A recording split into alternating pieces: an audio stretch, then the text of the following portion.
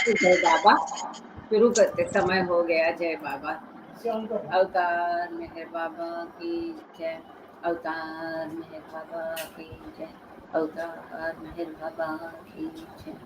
प्रियतम है प्रभु, हमारे बीच में आकर के आप हम सभी को आपके दर्शन, सहवास और प्रेम का आनंद देकर हमारा मार्गदर्शन कीजिए, यही आपसे गुजारिश। थैंक यू बाबा। जय बाबा।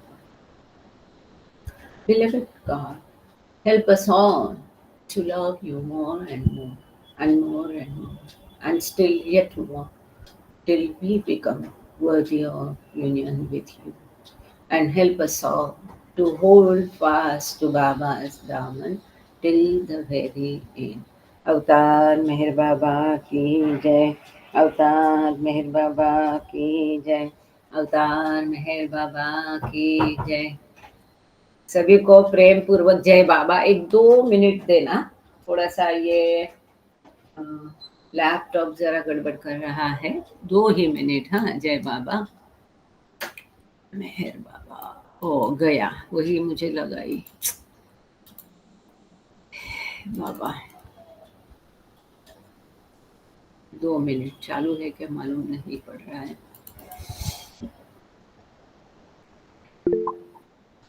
लैपटॉप काम नहीं कर रहा है, लेकिन मुझे पसीना पसीना हो गई।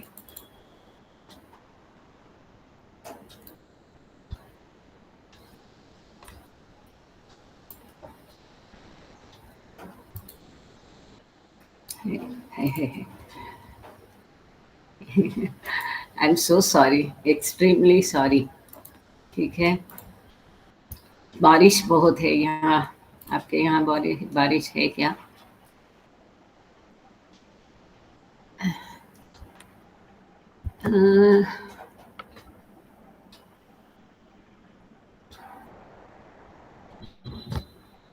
जय बाबा। जय बाबा। मेरी आवाज आ रही है आप लोगों को? साफ साफ आ रही है आवाज?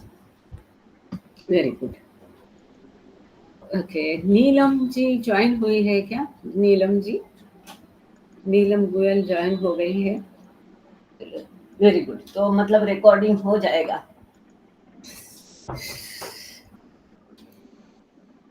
ये थोड़ी सी देर के लिए मैं माफी चाहती हूँ आप सबकी। ये वापस म्यूट पे क्यों जा रहा है? हाँ, हो गया, ज्वाइन हो तो हो गया। ये सब आ रहा है तुम्हारा, उधर से बंद करो तुम्हारा। मैं दोनों मोबाइल का सभी ऐप बंद करो प्लीज। ये यहाँ धड़ाधड़ जंप कर रहा है, और ये वापस वापस म्यूट मोड पे क्यों जा रहा है मालूम नहीं। जय बाबा। अवतार मेहर बाबा की जय।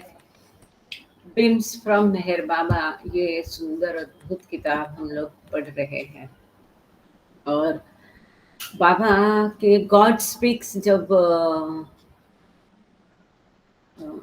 सूफिज्म ओरिएंटेड वाले प्रिंट करवा रहे थे, तब प्रिंटिंग के समय उनको कई सारे सवाल उनके मन में आए। तो ये सवाल उन्होंने लिख करके बाबा को भेजे, प्रकाश डालेंगे। तो इसके जवाब में बाबा ने जो कुछ डिक्टेशन दिया और सीडी देशमुख ने अपनी भाषा में उसे लिखाया, वही बीम्स फ्रॉम मेहर बाबा है। मतलब गॉड स्पीक्स के कई सारे अहम मुद्दों पर यह स्पष्टीकरण है। जैसे कि आज इसमें हम देखेंगे, हमें हमेशा सवाल रहता है, मेरे मन में हमेशा आता था, क्यों इतना लॉन्ग जंप है, इतने सारे युगों का प्रवास करके, इतने सारे रूप धारण करके, इतनी सारी स्पेसीज है, इतने सारे फॉर्म है, उसके पश्चात ही हमें ईश्वर साक्षात्कार मिलता है, ये सब क्यों? तो ये सब आज के इसमें ये जो द एडवांसिंग लाइफ स्ट्रीम, इसमें हम देखने वाले हैं। और यदि आप लोगों को पता भी होगा, कुछ लोगों को पता होगा, किसी के पास ये किताब भी होगी। देखिए, इस किताब का नाम ही है the advancing stream of life. ये भी एक अद्भुत किताब है। बाबा ने जो समय समय पर लेक्चर्स दिए थे, उसको एकत्रित करके उन्होंने इसके बारे में। खैर, तो आज ये the advancing stream of life मतलब प्रगत जीवन धारा, कितना सुंदर है ना। जीवन का प्रवाह है वो प्रगत है, वो किस तरह से इसमें बाबा समझा रहे हैं। उसके पहले एक मिस्ट्री ऑफ क्रिएशन, कि निर्मिति का गूढ़ हम पिछले बार देख रहे थे, और आज हम उसका एक अंतिम प्यारा बच गया था, उसी को हम आज लेकर शुरुआत में उतना प्यारा कंप्लीट करके फिर एडवांसिंग स्ट्रीम ऑफ लाइफ की तरफ चलते हैं। आप लोगों को याद होगा पिछले बार हमने देखा ओम, आमेन और आमीन, ये एक ही जैसे ही है। अपनी भाषा में बोलना है तो इसका अर्थ है तथास्तु, वैसे ही होए, बी इट सो। ऐसा क्यों? क्योंकि निर्मिति बिंदु जो है विश्व का, वो बहुत छोटा है, गोल है, उसको हम ओम पॉइंट कहते हैं। तो इस ओम बिंदु से पूर्ण, ओम मतलब ईश्वर, तो उससे निर्मित है सृष्टि, इसके लिए उसको ओम बिंदु कहा जाता है।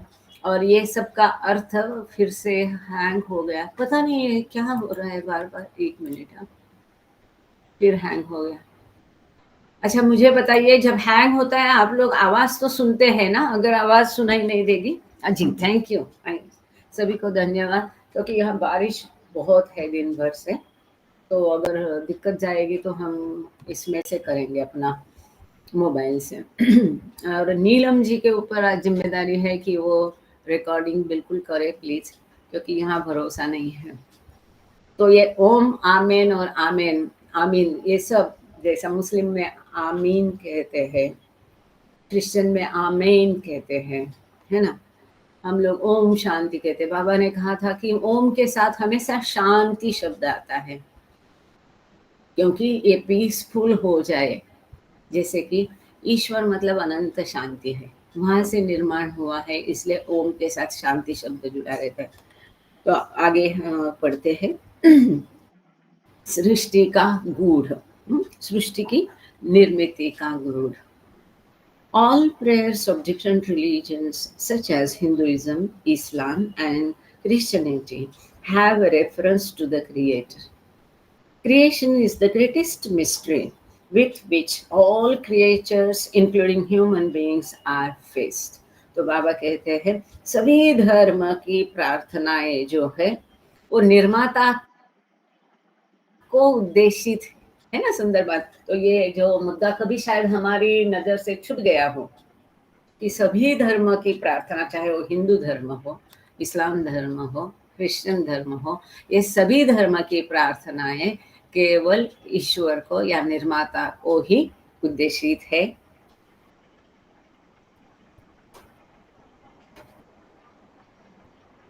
और ये निर्मिति एक बहुत बड़ा गूढ़ है, जिससे सभी को, सभी जीवों को, यहाँ तक कि मनुष्य को भी इससे जूझना पड़ता है, इसको फेस करना पड़ता है। सबके लिए ये निर्मिति एक बहुत बड़ी पहेली है, गूढ़ है। The mystery cannot be unraveled or fulfilled unless and until man consciously becomes united with the Creator and realizes himself as being one with God, who is both the Creator and creation in one, at once, including and transcending both in his infinite being. तो यहाँ बाबा ने वो निर्मिति का गूढ़ एक शब्द में खत्म किया कि जब तक हम स्वयं ईश्वर बनते नहीं है, या ईश्वरत्व का अनुभव, जो कि हम स्वयं अपने आप में ईश्वर है, वो ईश्वर जो इस मानवता के लिए अनंत होकर भी नीचे उतर के आया है, मर्यादित बनकर, सीमित बनकर, उस ईश्वर हम स्वयं बनते नहीं हैं, जो कि स्वयं निर्माता भी है और निर्मिति भी है। वही निर्माता है और निर्मिति भी वही है। यही सृष्टि का गूढ़ है कि जिसने उसको निर्माण किया वो स्वयं वो निर्मिति है। एक बात समझ में आ गई? इससे आप सहमत हो? सब लोग जो सहमत हो वो थंब अप करें कि निर्माण करने वाला भी वही है और जो कुछ निर्माण किया वो भी वही है। अनंत होकर के उसने अपने आप को सीमितता की मर्यादा के बंधन में डाल लिया है। अब ईश्वर कभी हमें समझ में आ जाता है, हम उसको कभी बुद्धि से समझ सकते हैं, कभी उसका आकलन हो सकता है, कभी उसकी हम कल्पना कर सकता है, नहीं, क्योंकि वो मर्याद है। हमारी कल्पना, हमारी बुद्धि मर्यादित है। यदि ईश्वर को हम समझ नहीं सकते हैं, तो वही ईश्वर निर्मित रूप में जब है, तो हम उसको कैसे समझ सकेंगे? तो उसको समझना है, निर्मिति को यदि आपको समझना है, उसका गूढ़ यदि आपको जानना है, तो आपको स्वयं वो ईश्वर होना पड़ेगा। मतलब ईश्वर साक्षात्कार के पश्चात ही केवल, थैंक यू आई सर, आप उस सृष्टि का गुण समझ सकते हैं। तब तक ये पहले बनकर रह जाएगी। क्यों? क्योंकि वो स्वयं ईश्वर है, निर्माता भी वही है, निर्मिति भी वही है, यही गुण है।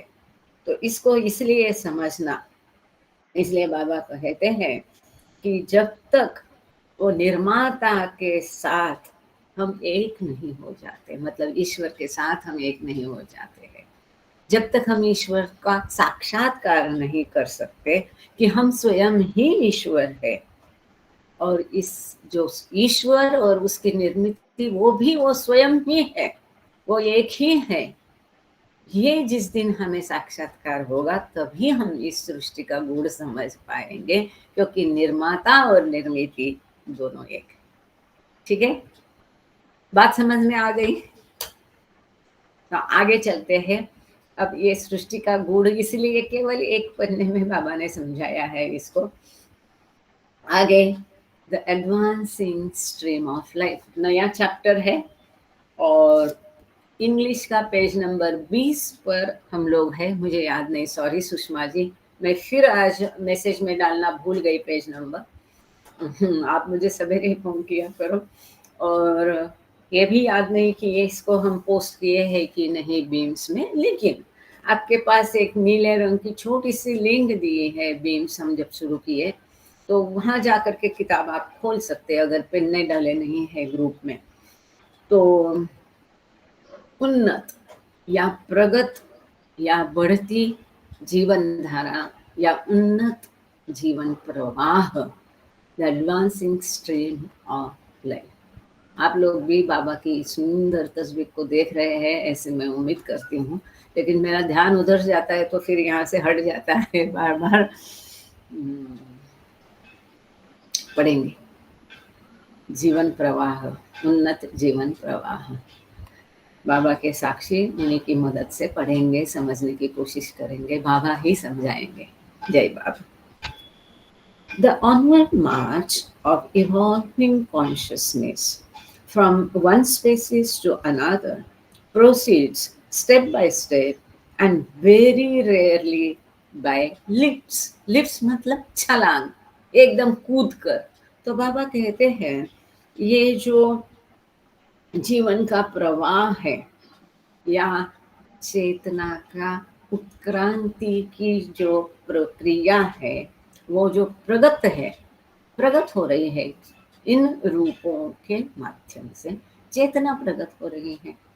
तो ये चेतना की उत्क्रांति जो है ये बहुत स्टेप बाय स्टेप है ना। स्टेप बाय स्टेप सभी को पता है, उसको हिंदी में बोलने की आवश्यकता नहीं, स्टेप मतलब पायदान ये सब। तो सॉरी, ये चेतना की उत्क्रांति एकदम ऐसे कूद लिया, छलांग लगा के एकदम हो गया चेतना उत्क्रांति, ऐसा नहीं है, स्टेप बाय स्टेप है। पहले ही सेंटेंस में हमारे प्रश्न का उत्तर मिल गया कि why so many forms, why evolution, ये इतना रूपों का प्रवास हमें क्यों करना पड़ता है, क्योंकि वो ऐसा ही है ना। वो स्टेप बाय स्टेप ही चेतना उत्क्रांत होती है। But the diverse steps in onward evolution must not be rigidly construed. साथ ही बाबा ये भी कह रहे हैं ऐसा है फिर भी ये जो उत्क्रांत चेतना है या चेतना की प्रगति है, इसको बहुत कड़ाई से, कठोरता से इसका अर्थ लगाने की आवश्यकता नहीं है। ये भी कह रहे हैं कि ये स्टेप बाय स्टेप है, एकदम छलांग नहीं लगाई जाएगी, लेकिन इसको बहुत कठोरता से इसका अर्थ लगाने की इसका अर्थ लगाने की आवश्यकता नहीं है। ऐसा क्यों? आगे बाबा कहते इफ ऐसा इसलिए पहले अगर किसी के समझ में नहीं आया हो तो एक बार मैं फिर बता दूं। इसको मैं बता दूं तो शायद आपको समझ में आ जाएगा। एडवांसिंग स्ट्रीम ऑफ लाइफ मतलब क्या? कि आत्मा का प्रवास। वो आत्मा पत्थर, मतलब एक्चुअली पत्थर के पहले भी पानी, पानी से पहले भी वायु था। तो वायु, पानी, पत्थर से लेके मनुष्य तक, और मनुष्य से लेके मतलब जीवात्मा। इसीलिए इसको संक्षेप में कहेंगे सुंदर शब्दों में, जो कि डिस्कोर्सेस में हमने पढ़ा है। जीवात्मा से लेके परमात्मा, और परमात्मा से लेके फिर सद्गुरु तक का ये प्रवास है। तो इसलिए इसको एडवांसिंग स्ट्रीम ऑफ लाइफ, मतलब ये रूपों का जो प्रवास है पत्थर से लेके मनुष्य तक, इसके बारे में हम समझ रहे हैं। ये एकदम छलांग लगा के नहीं होता है, इसमें चेतना प्रगट होती है। तो चेतना को प्रगट होना है तो ये विविध रूपों के माध्यम से स्टेप बाय स्टेप होगी। ये एकदम ऐसा कूद कर चेतना प्रगट नहीं होगी। इक्का दुक्का अगर हम उदाहरण छोड़ दें कि जैसे कि बाबा के पैरों पर आकर के वो पंछी आया उड़ते उड़ते और बाबा के पैरों में गिर पड़ा और वही मृत हो गया, तो बाबा ने स्वयं उसको दफनाया और फिर बाबा ने कहा कि अगले जन्म में ये सीधा इसको मनुष्य का जन्म मिले। सो ये एक्सेप्शनल उदाहरण छोड़ दो। अब रूपों का प्रवास मतलब क्या है? जीवन प्रवाह मतलब क्या है? पत्थर, ये पत्थर के कई सारे प्रकार में एक आत्मा जन्म लेता है। सारे प्रकार पत्थर के उसको अनुभव करने पड़ते हैं। मिट्टी के सारे प्रकार, कीड़े मकोड़े के सारे प्रकार, है ना, जलचर के सारे प्रकार, वनस्पति के सारे प्रकार, पशु के सारे प्रकार, मनुष्य के सारे प्रकार, सभी स्पेसीज। या अब आप आगे सुनेंगे इसमें बार बार स्पेसीज शब्द सुनेंगे, मतलब नस्ल, नमूने, प्रजातियां। जितने प्रकार के पत्थर है वो सब उसको धातु है, सभी प्रकार के, उसको लोहा भी बनेगा, चांदी भी बनेगा, सोना भी बनेगा, प्लेटिनम, सभी प्रकार के धातु का उस आत्मा को अनुभव करना पड़ता है। ठीक है ना? तभी वो विविध। ऐसा क्यों? ये बाबा ने आगे समझाया है, वो हम पढ़ेंगे। बाबा के शब्द बहुत सुंदर है। यदि अगर कोई बात समझ में नहीं आती तो वहां पर आप हैंड रेज करिए या अपना प्रश्न चैट में डाल दीजिए। प्रश्न आते जाएंगे, वैसे चैट में डालते जाइए, हम उसको बाद में भी देखेंगे, अगर बहुत जरूरी है तो वहां पर भी उसको क्लियर करेंगे, डिपेंड्स। ठीक है। अब बाबा ने ये जो कहा कि इसको बहुत कड़ाई से इसको अर्थ लगाना नहीं, क्यों? अब जैसा हम देखते हैं कितनी सारी नई नई प्रजातियां आ रही हैं, चाहे मनुष्यों में हो, पशुओं में हो, वनस्पति में तो देखो, राहुरी कृषि विद्यापीठ कभी आप जरूर भेंट देना। मतलब अहमदनगर से बहुत पास में है, वही बाबा का आश्रम भी था। राहुरी कृषि विद्यापीठ बहुत बड़ा है। उसमें क्या कार्य होता है देखो, अवतार का वास्तव्य और उसका कार्य का परिणाम हम देख रहे हैं। याची देही याची डोळा, मतलब किस प्रकार से बाबा ने कार्य किया, अब उसका फल दे। राहुरी कृषि विद्यापीठ क्या है? अनेक प्रकार के वहाँ फूल, वनस्पति, धान्य, उस पर शोध होता है, रिसर्च होता है, और नई नई प्रजातियां, चाहे अमरूद हो, एप्पल हो, आम हो, संकरित प्रजातियां या संकरित ब्रीड, जिसको हम हाइब्रिड कहते हैं, उसको वहां खोजा जाता है। तो ये होता है। अब इसका यहाँ क्या संबंध है? तो वनस्पति हो, प्राणी हो, पशु हो, जलचर हो, पंछी हो, हम देखते हैं कि आगे जाके नई नई प्रजातियां निर्माण होती है ना? और कई सारी प्रजातियां विलुप्त भी होती है। अगर कोई प्रजाति विलुप्त हो गई, मानो हम एक उदाहरण के लिए ले लेते हैं, अब चींटी है, लाल चींटी है, इसके आगे उसका प्रवास किसी और चींटी में होना है, लेकिन अब वो नस्ल खत्म हो गई, तो उस आत्मा का प्रवास वहां पर रुकता नहीं है। समझ में आई बात? बाबा थैंक यू। बाबा ऐसा क्यों कह रहे हैं कि इसको कड़ाई से, कठोरता से उसको समझना नहीं, क्योंकि कई सारी प्रजातियां लुप्त भी होती है, नई भी बनती है। तब इस जीव का प्रवास कैसे होता है, ये आगे बाबा ने बस चंद लाइनों में समझाया है। मेहर बाबा, इसको हम समझ लेंगे। सॉरी, ये बारिश का परिणाम है। एनीवे, इफ बाबा कह रहे हैं, इसके लिए पार्श्वभूमि समझाई, फिर हम मैटर पढ़ेंगे। If a particular species is extinct, its spiritual purpose can be served by some other kindred species. I'm so sorry.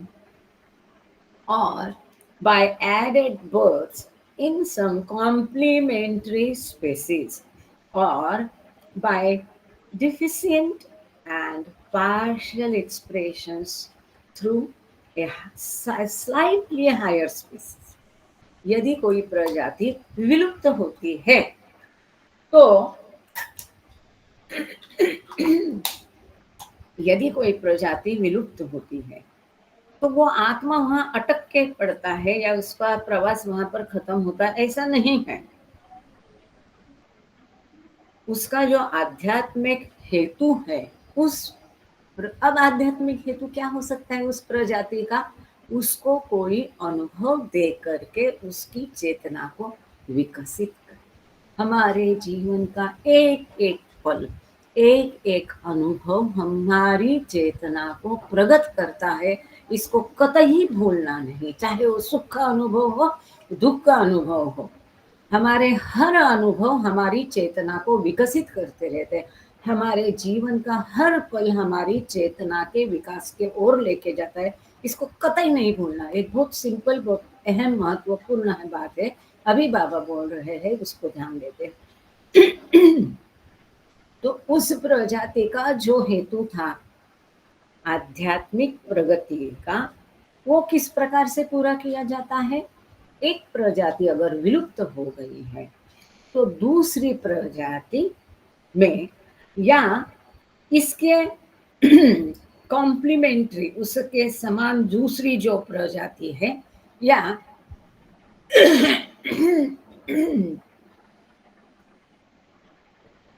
or by added births in some complementary species, or by deficient and partial expressions through a slightly higher species. अब जहाँ उसके अनुभव में न्यूनता आएगी, ये प्रजाति विलुप्त होने के कारण उसको वो अनुभव नहीं कर पाएगा। ठीक, अब जैसे कि मानो कांगारू, अब उसमें जो उसके अनुभव की न्यूनता रहेगी, अपूर्णता रहेगी, कमी रहेगी, उसको वो क्या करेगा? दूसरी उच्च प्रजाति में वो उस अनुभव को पार्शली कुछ हद तक पूरा करेगा।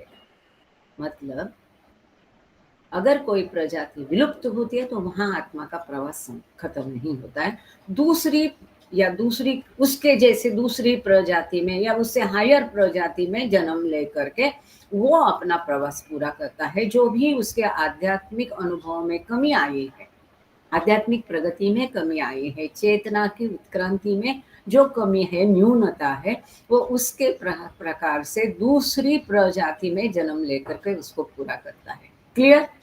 Is this point clear? तब हम आगे जा सकते हैं। Okay, thank you. अब आगे बाबा कहते हैं, I'm so sorry.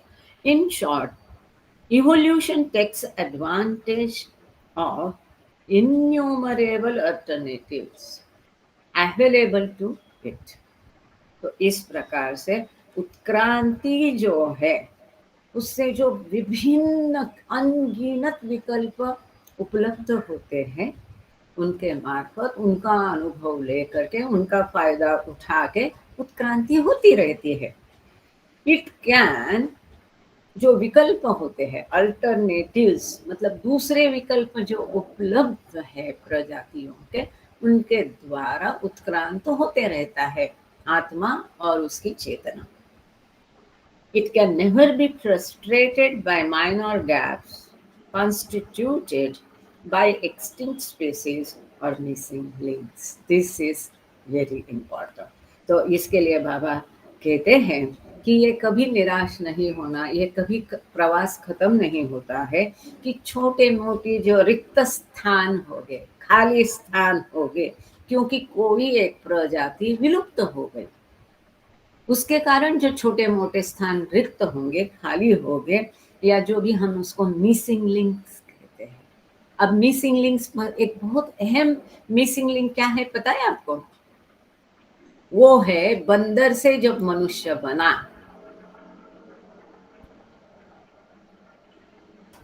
एक मिनट, हाँ।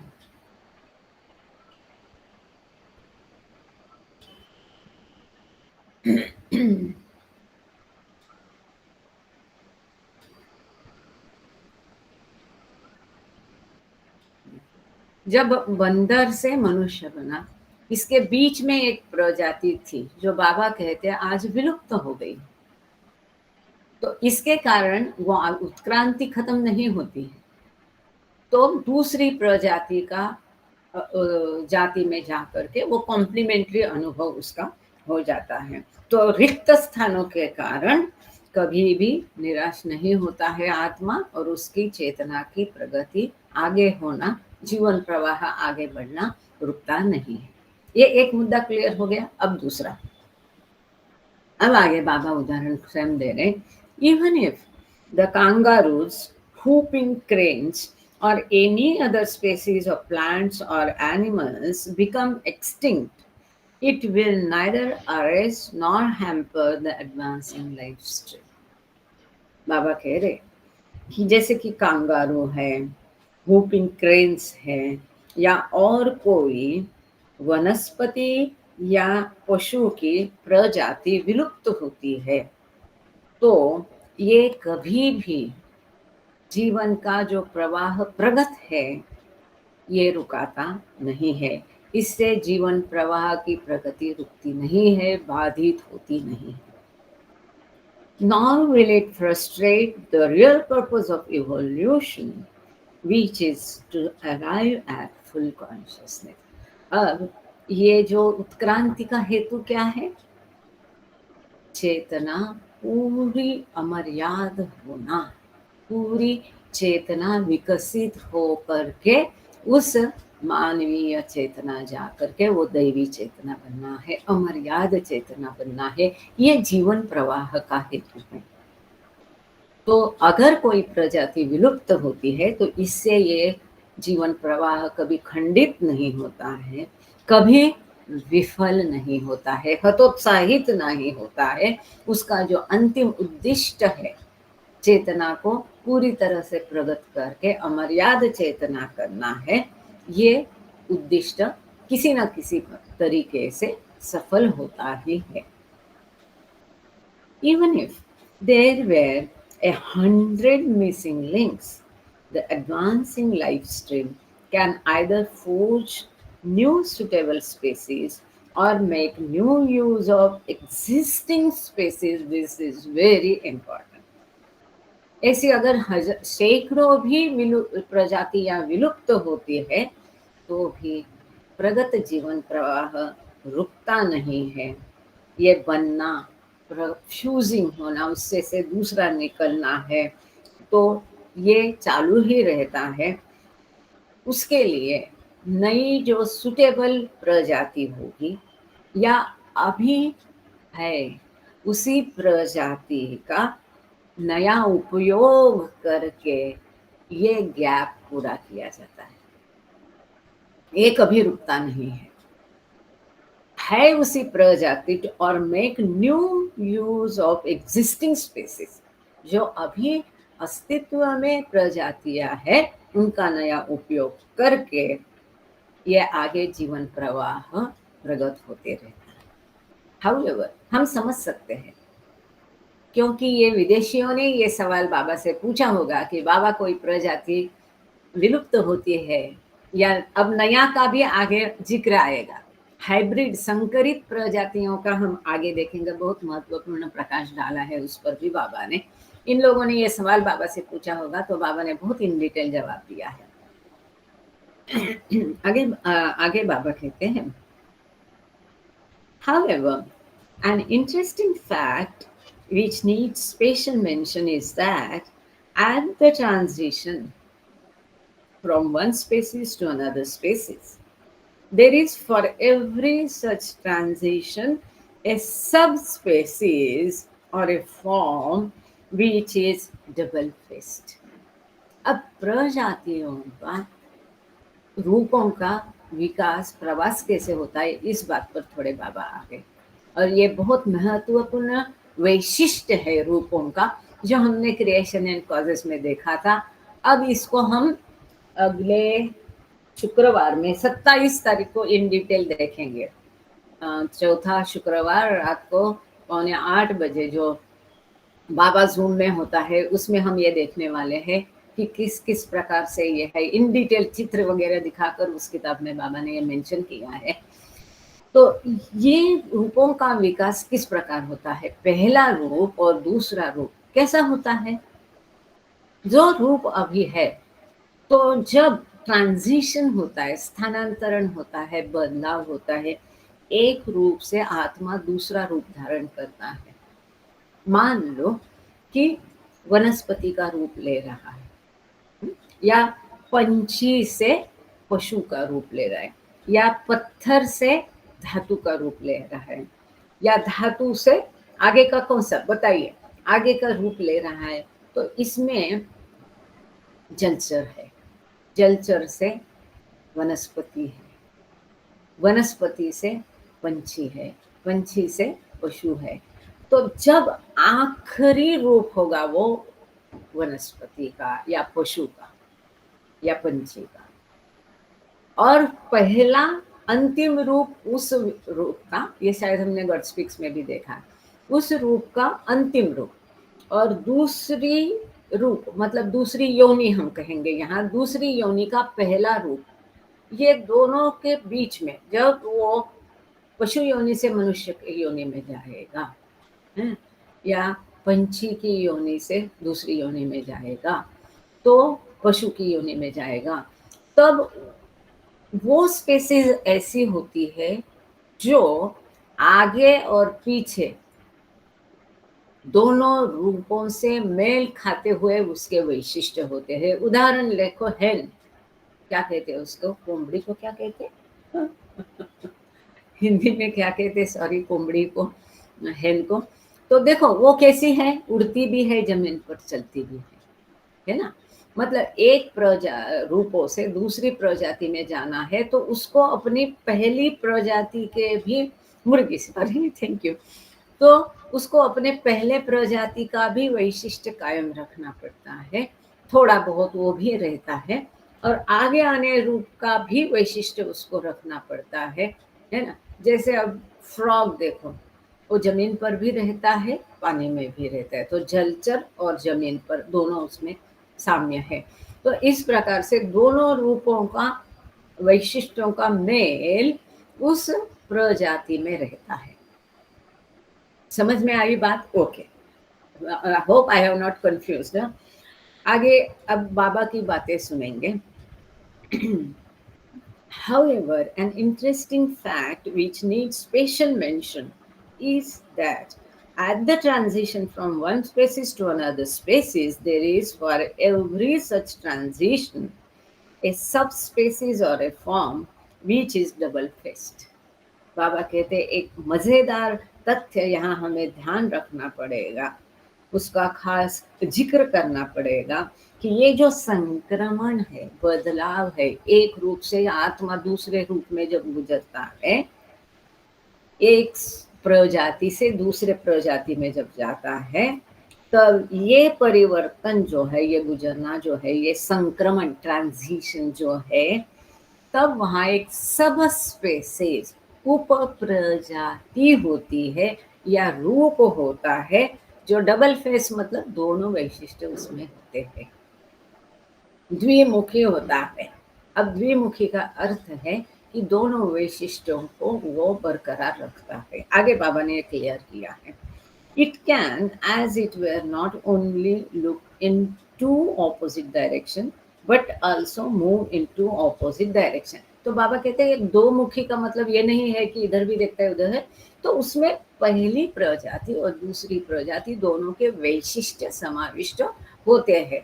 अगर वो जलचर से पंछी बनना है तो वो जल में भी जाएगा, पंछी की भी प्रजाति को वो जाएगा, वो भी वैशिष्ट्य रखेगा।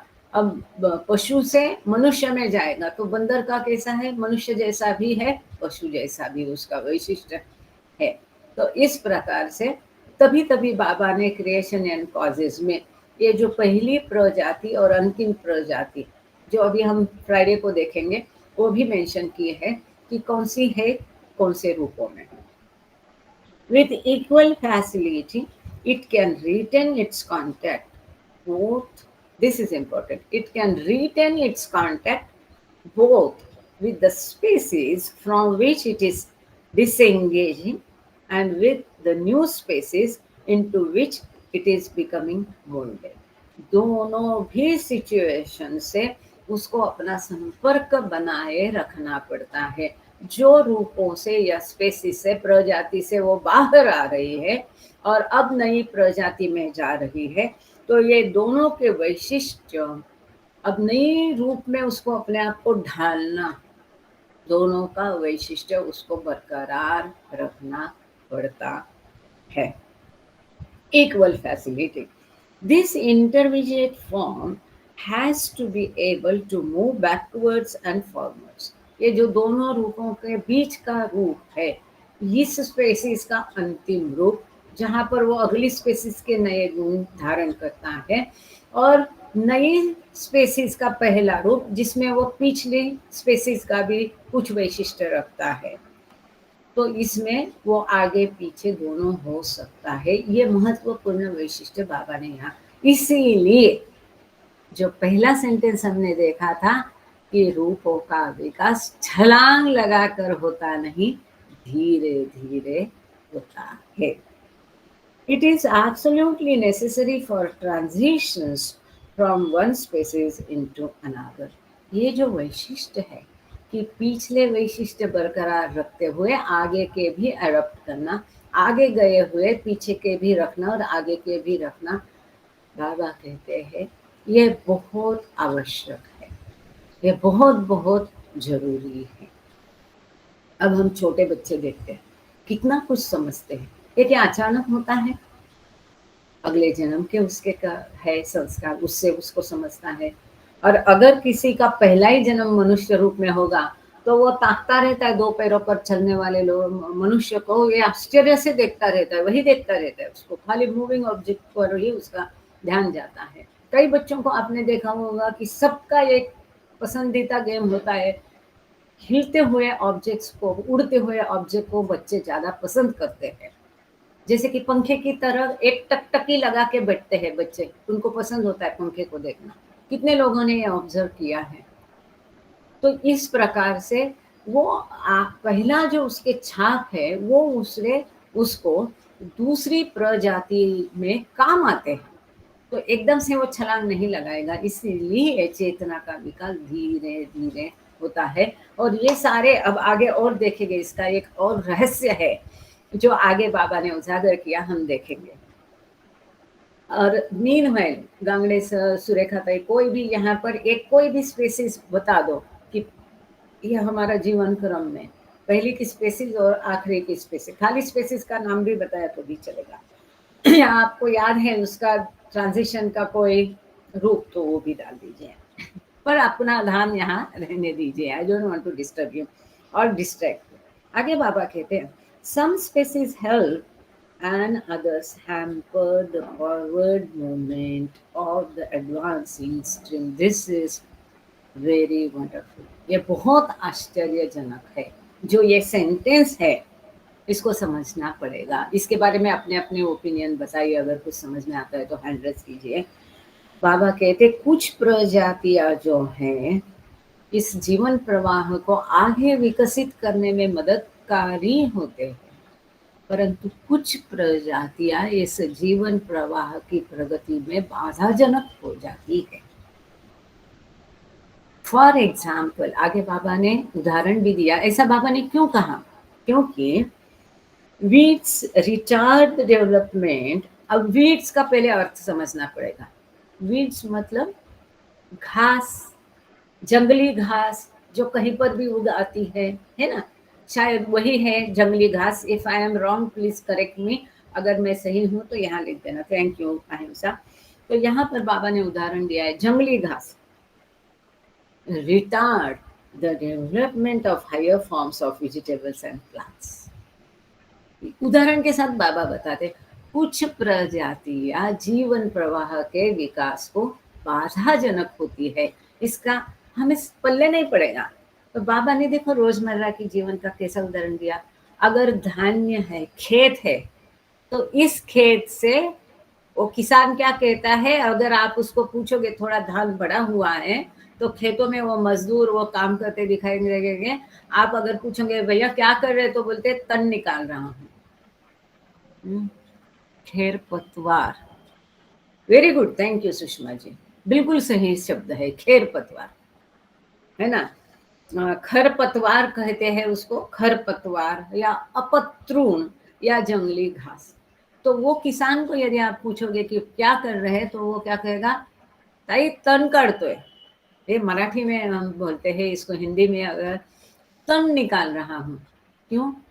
क्योंकि ये जो तण है, खरपतर है या अपत्रून जिसको कह सकते हैं, जो जंगली घास अगर खेत में धान के बीच में आएगी तो सारा पानी खाद वही खा जाके और बड़ी हो जाएगी। और जो धान उसमें उग रहे, चाहे वो फसल गेहूं की हो, ज्वार की हो, चावल की हो, उसको वो अपाय करता है। ये बात पर आप सहमत हो कि ऐसा जो तण आया है, अपत्रून खेत में आता है ना? वो फसल को नुकसानकारी होता है। ये बात समझ में आ गई तो आगे पूरी बात समझ में आ जाएगी। इसलिए बाबा कहते हैं कि कोई कोई प्रजातियां जो है, उच्च जाति प्रजाति को कभी कभी जीवन प्रवाह विकसित होने से उसमें एग्जैक्टली बाबा तो मास्टर के मास्टर है शिवाजी जी, बहुत बढ़िया उदाहरण देते हैं। तो उस जीवन प्रवाह के विकास को वो बाधाजनक भी होती है। इसीलिए जैसे कि बड़े मछली छोटे मछली को खा जाते हैं और कुछ होंगे इसके उदाहरण। तो their part in the vegetative life is comparable to that of primitive races in the civilized world। जो सुसंस्कृत जगत में मूल जाति प्रजातियां है, जैसे आदि मानव है, आदिवासी है, क्या करते हैं वो मनुष्य देख के उसको मार डालते हैं। तो बाबा कहते हैं इस प्रकार सा जो खरपतर है, अपत्रुण है, उसको सुसंस्कृत जगत में जो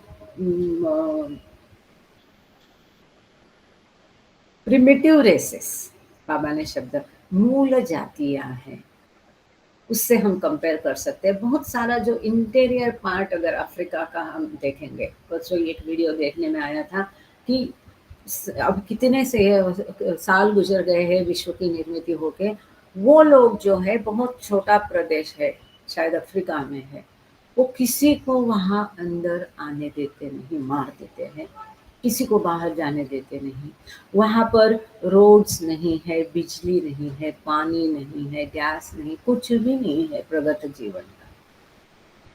ये लोग क्या करते हैं, जीवन प्रवाह को खंडित करते हैं। तो ऐसा अपत्रुण का उदाहरण से बाबा ने इसको कंपेयर किया है।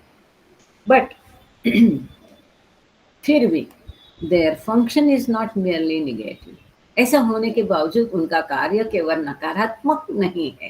कैसे? बाबा ने आगे समझाया है, by competing with higher forms of vegetation They invite in such higher forms a greater power for struggle for existence. तो फसल के बीच में ये अपत्रुन क्या करता है, ये जो उच्च अब अपतरण ये नीच प्रजाति हो गई, फसल ये उच्च प्रजाति हुई है ना। प्लांटेशन में, वनस्पति जगत में फसल उच्च प्रजाति हो गई।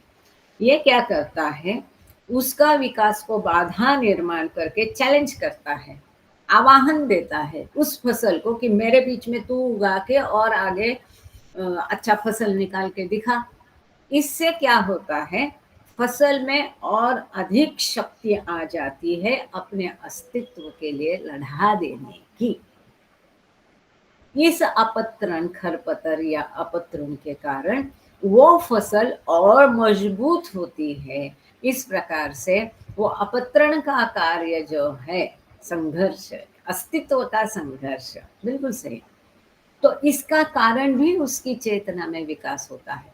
तो ये जो प्रजातियां है केवल नकारात्मक ही कार्य करती, ऐसा नहीं, उनका सकारात्मक कार्य भी होता है। जैसे बड़ी मछली छोटे मछली को खाती है, तो छोटे मछली को वो ताकत आ जाती है, वो होशियारी आ जाती है कि कैसे उससे पहले ही भाग जाए।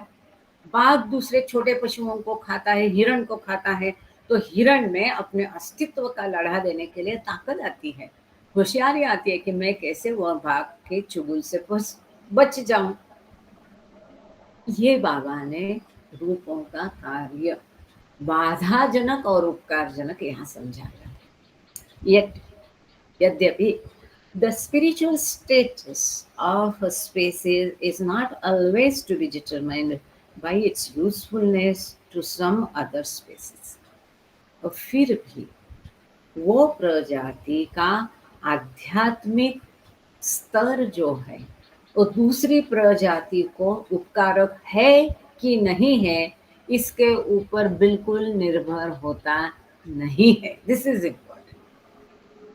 बड़ी मछली छोटी को खाती है मतलब उसके आध्यात्मिक स्तर बहुत नीचा है बड़ी मछली का, ये नहीं है। दूसरी प्रजाति को वो उपकारक है कि नहीं है, इसके ऊपर किसी भी प्रजाति का आध्यात्मिक स्तर निर्भर नहीं होता है। The stinging nettle is not necessarily lower in evolution just because it stings those men who touch it. जो कांटे वाली वनस्पतियां है, स्टिंगिंग, चुभना, काटना, है ना। तो ये स्टिंगिंग नेटल मतलब क्या, डसने वाली, चुभने वाली सुई, मतलब चुभने वाली मतलब कांटे वाली वनस्पतियां हम कह सकते हैं, है कि नहीं। जो बाभुल, बाभल है, बबूल है ना, बाभुल जिसको कहते हैं, या जैसा रोज को क्या बोलते हैं, गुलाब का स्ट्रगल फॉर एग्जिस्टेंस, यस। तो गुलाब का फूल का पौधा है, उसमें भी कांटे होते हैं। तो इस प्रकार से बाबा उसका यहाँ पर उदाहरण दे रहे हैं कि उसको हाथ लगा के ही हम वो कांटे वाली, जी अमृत दीदी जय बाबा, बराबर है, फिटनेस के लिए यही अस्तित्व का लड़ा, और इसके मार्फत चेतना का विकास, इसके लिए हर घड़ी इम्पोर्टेंट है हमारे जीवन में। तो ये जो चुभने वाली वनस्पतियां है, उसको चीपते ही क्या होता है, हम उसको अगर मनुष्य स्पर्श करता है तो तुरंत वो हमको डस लेती है, चुभ लेती है ना। काटा, काटा चुभा।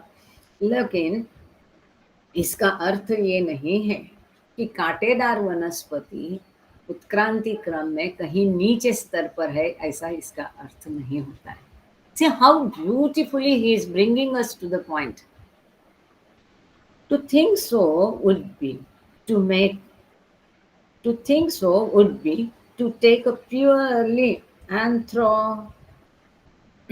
तोड़ के शब्द लिखा है, to think so would be to take a purely anthropocentric view of creation. इस प्रकार से समझना ये केंद्रित, ये केवल निर्मिति का मानव केंद्रित दृष्टिकोण होगा, क्योंकि मनुष्य को चूकती है तो कांटे वाली वनस्पति उत्क्रांति के स्तर में बहुत नीचे स्तर पर है, ऐसा हम नहीं समझ सकते, ये गलत है। ये क्या होगा, निर्मिति की मनुष्य की दृष्टि से, मनुष्य दृष्टिकोण से गलत समझ होगी। To view things in their right perspective, we have to see all forms, including human forms, as evolved for the fulfillment of the one eternal divine. मनुष्य जन्म क्या है? वो भी ईश्वर साक्षात्कार के लिए है। तो इस तरह से बाबा कहते हैं चीजों को अगर सही दृष्टि से देखना है तो सभी रूपों को, यहाँ तक के मनुष्य के रूप को भी हमें उत्क्रांति की दृष्टि से देखना है, जो कि शाश्वत दैवी जीवन की तरफ हमें लेके जाने वाला है। इतनी बड़ी बात है। बाबा दूसरे शब्दों में कह रहे हैं कि किसी भी जीव को, प्रजाति को गलत कम नहीं लेगा।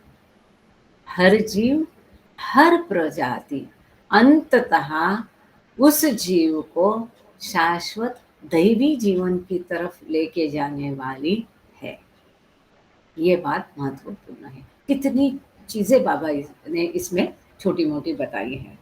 In its creative self-fulfillment, the advancing life stream can and does forge new species such as natural or artificial hybrids in vegetable or animal kingdoms. अब hybrid form की तरफ बाबा आ गए। अभी तक बाबा ने बताया कि रूपों का क्यों विकास है, वो छलांग लगा के नहीं होता है, धीरे धीरे होता है। कोई प्रजाति विलुप्त होती तो क्या करते हैं, उनका स्तर कहाँ से समझे, एक रूप से दूसरे रूप में जो संक्रमण का काल है तब रूप किस प्रकार का होता है, ये एक प्रजाति दूसरे को उपकारक होती है या हानिकारक होती है। छोटी मोटी सुंदर मजे से बातें बाबा बता रहे।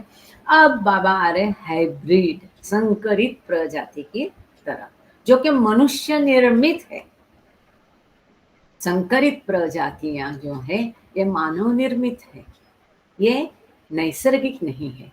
तो इसके बारे में बाबा क्या कहते हैं ये देखना इंटरेस्टिंग है।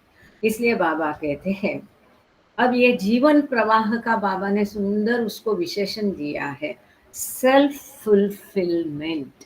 जीवन प्रवाह कैसा है? कोई और उस जीवन प्रवाह को लेकर के खींच के आगे लेके नहीं जाता है रेलवे के इंजन जैसा। ये जीवन प्रवाह स्वयं स्फूर्त है, अपने आप वो प्रगत होते रहता है, अपने आप वो प्रजातियां एक से दूसरे में तब्दील हो जाती है। वो आत्मा का प्रवास, एक बार वो जीवात्मा बन गया परमात्मा से तो अपने आप एक रूप से दूसरा रूप धारण करता है।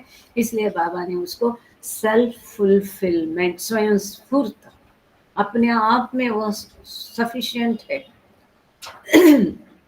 एडवांसिंग, प्रगत जीवन प्रवाह, ये नई प्रजातियां स्वयं भी बनाता है। कई बार नई प्रजातियां, कई बार ये जीवन प्रवाह स्वयं भी बनाता है या कृत्रिम तरीके से भी संकरण होता है, जैसे कि वनस्पति में और प्राणी जगत में भी।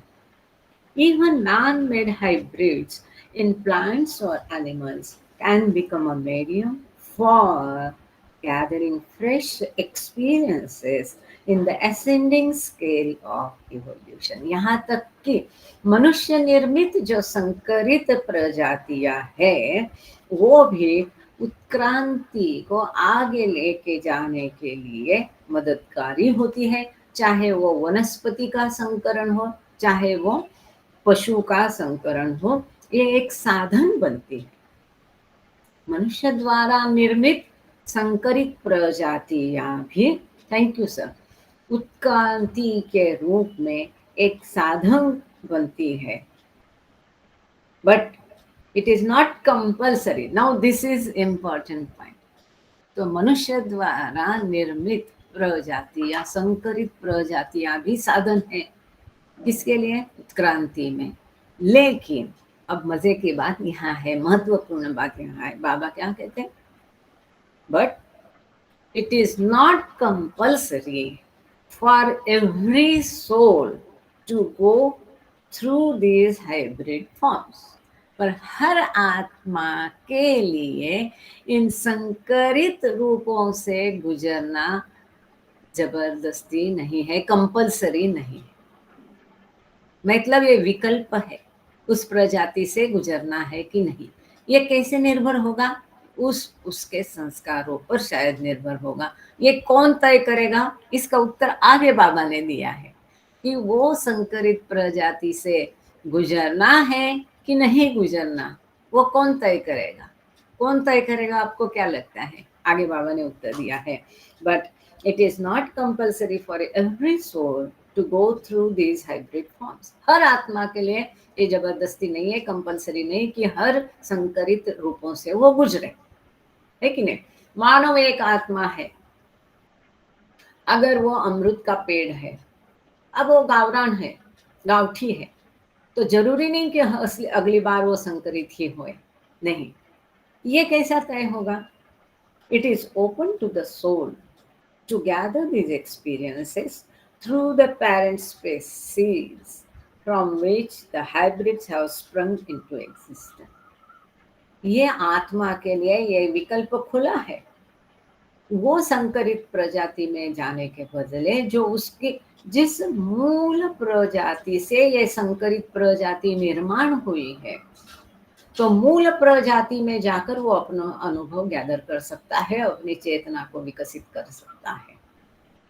However, evolution is sometimes expedited through hybrid forms, and this would be applicable to the products of interracial marriages. अब पते की बात, महत्वपूर्ण बात जो है आज के युग की, जो हम देख रहे हैं, जिसकी नींव में बाबा ने डाल के रखी है अपने अवतार काल में।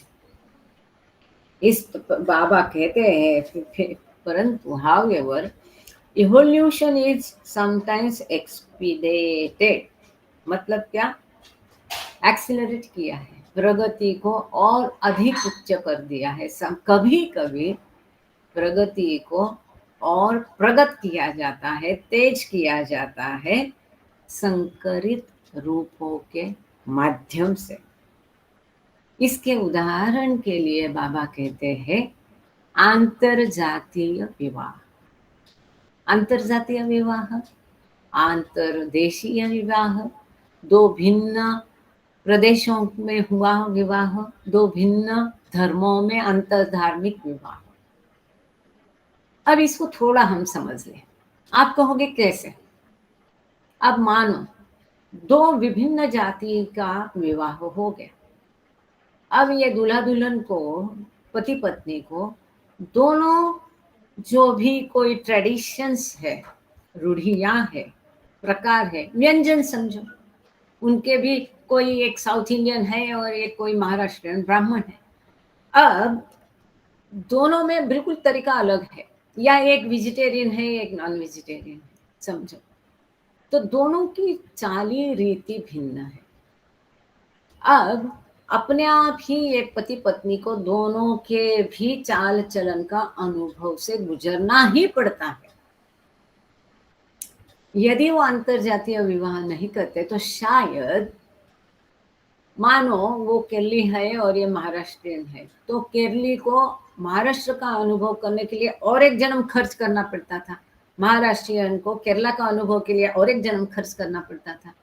अब उनका जो बच्चा या बच्ची होगी, उसको अपने आप ही दोनों प्रकार के अनुभव मिलके उसकी चेतना उस प्रकार से विकसित होती है।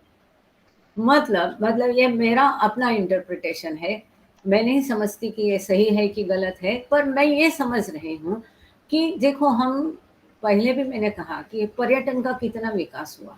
हम उठ के कहीं भी जो कुछ देखने को मन करता है ना, कोई लोग विदेश जाते हैं, कोई भारत में ही भिन्न प्रांतों में जाकर 8-8, 10-10, 15 दिन, 2-2 महीना, 3-3 महीना या 4-5 बार जा करके केरला गए, इतने बार गए, है ना, बेंगलोर गए इतने बार गए, हैदराबाद गए इतने बार गए।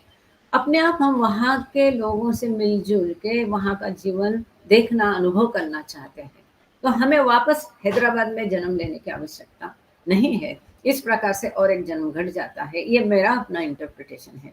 ये नहीं है कि स्ट्रिक्टली ये ऐसा ही होगा, ऐसा ही होता है। लेकिन जो बाबा जान ने कहा था कि कई अवतार युग में नहीं हुआ ऐसा महान कार्य मेरा बेटा इस युग में करेगा, तो ये बाबा का कार्य का परिणाम है, ऐसा मैं समझती हूँ। इसी प्रकार से जब आंतरजातीय आंतरधर्मीय विवाह होंगे तो वो बच्चे को वापस ये 4 जन्म उसके कम हो जाएंगे मेरे ख्याल से। दोनों तरफ का अनुभव अपने आप एक ही जन्म में उसको आता है, तो उसकी चेतना का उस प्रकार से विकास होता है। आफ्टर ऑल किस लिए अलग अलग जन्म अलग अलग रूप धारण करना है?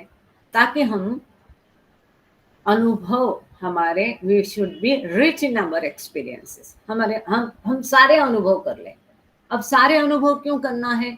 क्योंकि जब ईश्वर है उसमें सब कुछ है, तो ईश्वर बनना है, वापस वो चेतना अमर्याद चेतना बननी है, तो उस चेतना को सभी जगह देखनी ही पड़ेगी, सब अनुभवों से गुजरना ही पड़ेगा। इसीलिए विभिन्न अनुभव उसको, जैसे कि हमने पिछले बार क्रिएशन एंड कॉजेस पढ़ते हुए एक विद्यार्थी स्टूडेंट का उदाहरण लिया था कि उसको अगर एक परिपक्व मनुष्य बनना है, विद्या विभूषित बनना है, तो चाहे वो साइंस हो, हिस्ट्री हो, मैथ हो, सब विषय उसको पढ़ने ही पड़ते हैं, फिर वो पांडित्य किसी में भी हासिल करे। लेकिन विषय तो उसको रूडिमेंट्री सब पढ़ने पड़ते हैं कि नहीं पढ़ते, तभी वो अच्छे से विद्या विभूषित कहलाया जाएगा। इसी प्रकार से ये भिन्न रूप इसीलिए है कि सबका अनुभव लेने के पश्चात ही उसकी चेतना पूरी प्रगल्भ हो जाएगी। Thank you sir.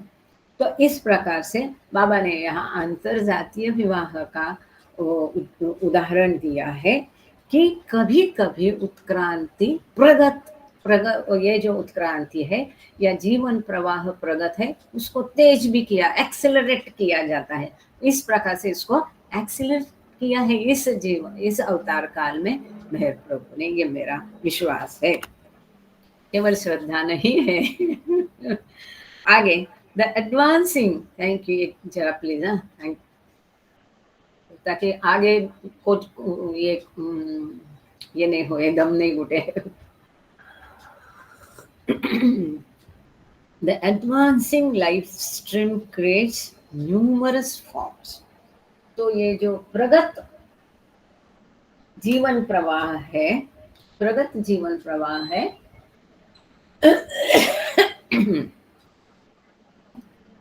विभिन्न रूपों को निर्माण करता है, निर्मित करता है।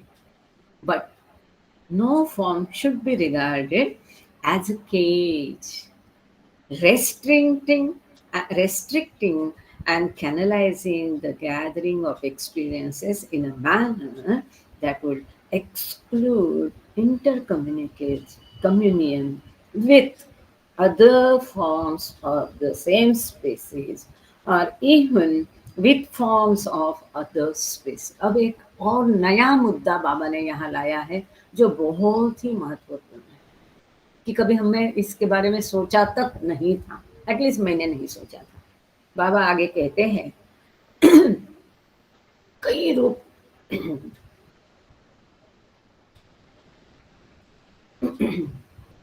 ये अदरक और शहद वाला गर्म पानी है। आप भी पी सकते, अपनी अपनी चाय कॉफी अपनी जगह पर। ये जरा बंद हो जाती है ना आवाज उससे। तो नए नए न्यूमरस कई सारे रूपों को ये प्रगत जीवन प्रवाह निर्माण करता है, परंतु किसी भी रूप को एक केज, तुरुंग, पिंजरे की तरह नहीं समझते। ये बहुत महत्वपूर्ण बात बाबा ने कही कि किसी भी रूप को पिंजरा नहीं समझना, जो कि प्रगति को आगे बढ़ने से रुकता है, ऐसा कभी कतई समझना नहीं है। परंतु हर वो रूप जो है अपने अनुभव इकट्ठे करके एक दूसरे से संबंध बना के, इंटरकम्युनियन, एक दूसरे के साथ जो हमारे संपर्क है, संबंध है, इससे भी हम अनुभव प्राप्त करते हैं और इससे हमारी चेतना प्रगत होती है। एक दूसरे से संबंध से परहेज रख के हम संस्कारों को कम कर रहे, यह गलत है। जिस प्रकार से बाबा कहते हैं आपको ईश्वर साक्षात्कार के लिए अपना घर परिवार संसार छोड़ना नहीं, लेकिन उसमें रहकर भी उससे अलिप्त रहना है, उसी प्रकार से एक दूसरे के साथ संपर्क बना के ही, संबंध बना के भी, कम्युनिकेशन संभाषण कर कर भी हम मन में कोई क्लेश, द्वेष, लगाम, राग, लोभ यदि नहीं रखेंगे तो ये आपसी संबंध का अनुभव हमारी चेतना को प्रगट करने में काम आता है। अब जो इंटर कम्युनियन ये शब्द बाबा ने यहाँ पर सुंदर यूज किया है, मैं विनती करती हूँ कोई इसका सुंदर हिंदी भाषण लिख दे इसको हिंदी शब्द।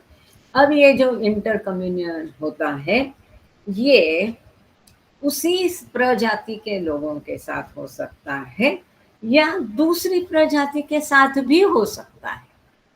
जैसे कि आपकी जाति कोई भी हो, ब्राह्मण हो, मराठा हो, जो भी है, पर दूसरी जाति के लोगों के साथ भी संपर्क रखना।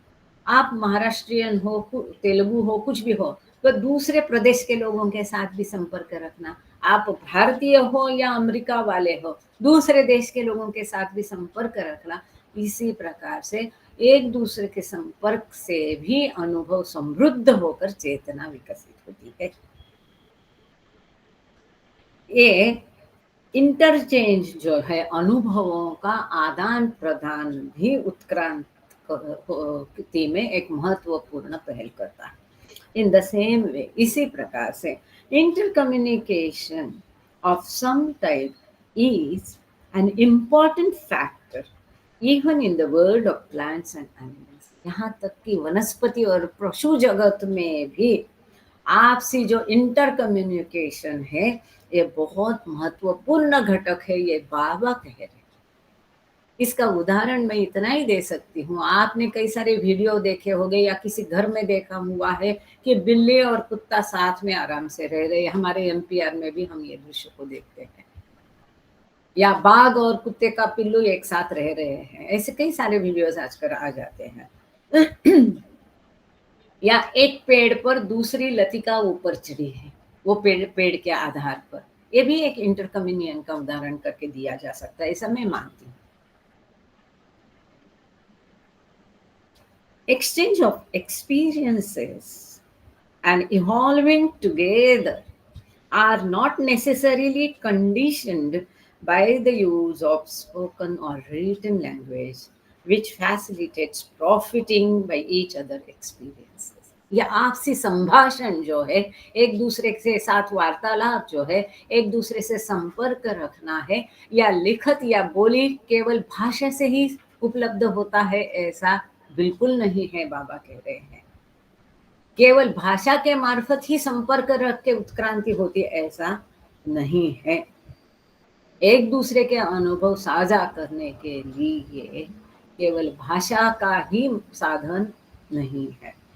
Men can understand each other through spoken or written language and get an opportunity of sharing life with others, but animals also share life together despite the absence of such language. मनुष्य है एक दूसरे से वार्तालाप करके, लिखत या बोल करके, भाषा के माध्यम से अपने जीवन एक दूसरे के साथ अनुभव शेयर कर सकते हैं, परंतु भाषा के गैर मौजूदगी के बावजूद पशु भी एक दूसरे के साथ अपना जीवन शेयर करते हैं। Even animals and plants have a language of their own, ये बाबा कह रहे हैं। A mode of partial or rudimentary intercommunion, बाबा कहते हैं यहाँ तक कि वनस्पति और पशुओं की अपनी एक स्वयं की भाषा होती है, जो कि एक माध्यम है, मोड है। आपसी संबंध और वार्तालाप का ये प्रारंभिक या मूल स्रोत है, जो पशुओं और जीवों की और वनस्पतियों की अपनी एक भाषा होती है। आपने सुना होगा कि म्यूजिक सुनाइए, आपके रोपटे जो है, प्लांट्स घर में है, खेतों में जो फसल है, आप उनको म्यूज़िक सुनाते हैं तो वो बहुत अच्छी फसल आती है, अच्छे प्लांट्स बढ़ते हैं, अच्छे फूल खिलते हैं, अच्छे फल आते हैं। क्यों?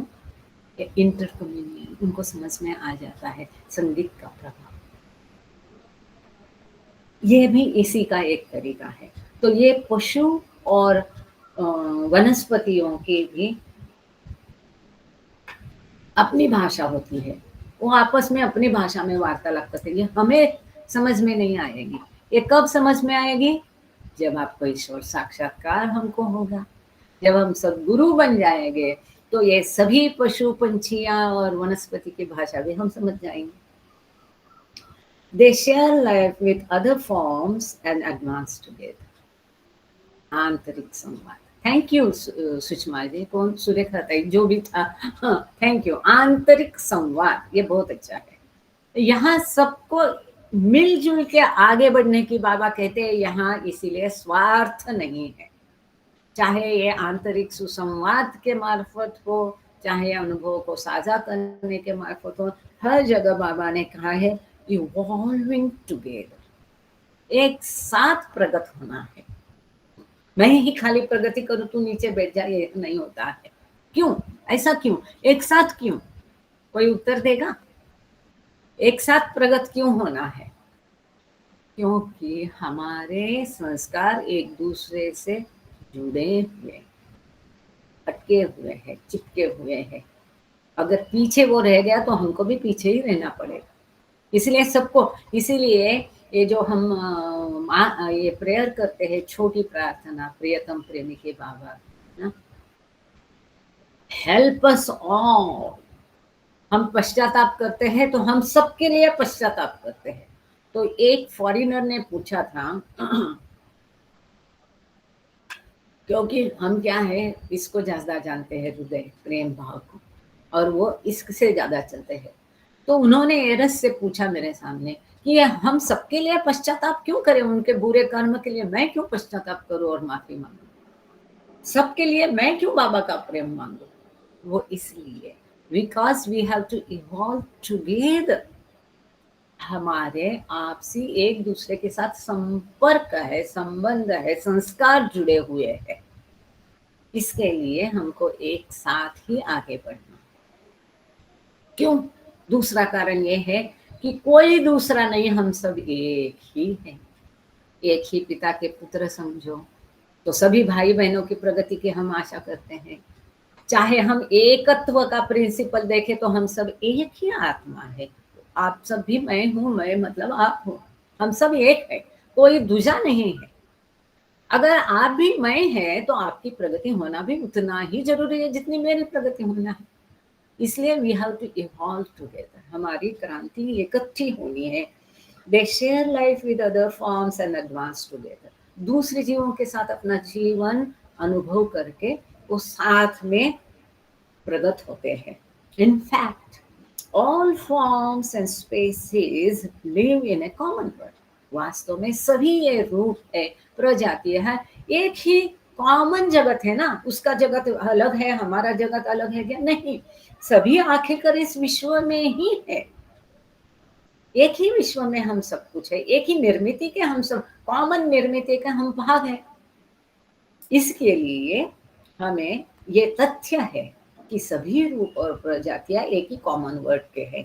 They not only share life with forms of their own species but also with forms of other species. वो पशु, वो वनस्पति केवल अपनी ही प्रजातियों के साथ अपना जीवन साझा नहीं करते, शेयर नहीं करते हैं, परंतु भिन्न प्रजाति और भिन्न रूपों के साथ भी अपना जीवन अनुभव शेयर करते हैं। उदाहरण के लिए देखो, जो कुत्ता बिल्ली पालते हैं उनको ये उदाहरण तुरंत समझ में आ जाएगा। जो घर में प्लांट्स लगाते हैं, जो खेती करते हैं, तो वो खेती की फसल मतलब वनस्पति जीव और वो किसान, इनका आपसी इंटरकम्युनियन, आंतरिक सुसंवाद।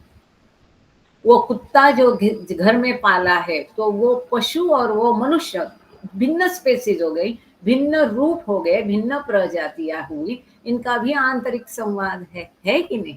इस तरह से उसको प्रेम दे करके उसको खुशी मिलती है, और मालिक के साथ रह के इसको खुशी मिलती है। एक साथ दे इवॉल्व टुगेदर, इनके उत्क्रांति जो प्रगति एक साथ होती है। Thus, birds, beasts, plants, and human beings, and all that lives and breathes, make their contributions to the unfolding life of each. एक दूसरे के जीवन को उजागर करना, खोल देना, उसका खुलासा करना, इस प्रकार से चाहे वो पंछी हो, पशु हो, वनस्पति हो, प्लांट हो, मनुष्य हो, जो भी जीवित है, सांस लेते हैं, ये सब जो है एक दूसरे के जीवन खोलने में, जीवन उजागर करने में एक दूसरे का योगदान देते हैं, देते ही हैं।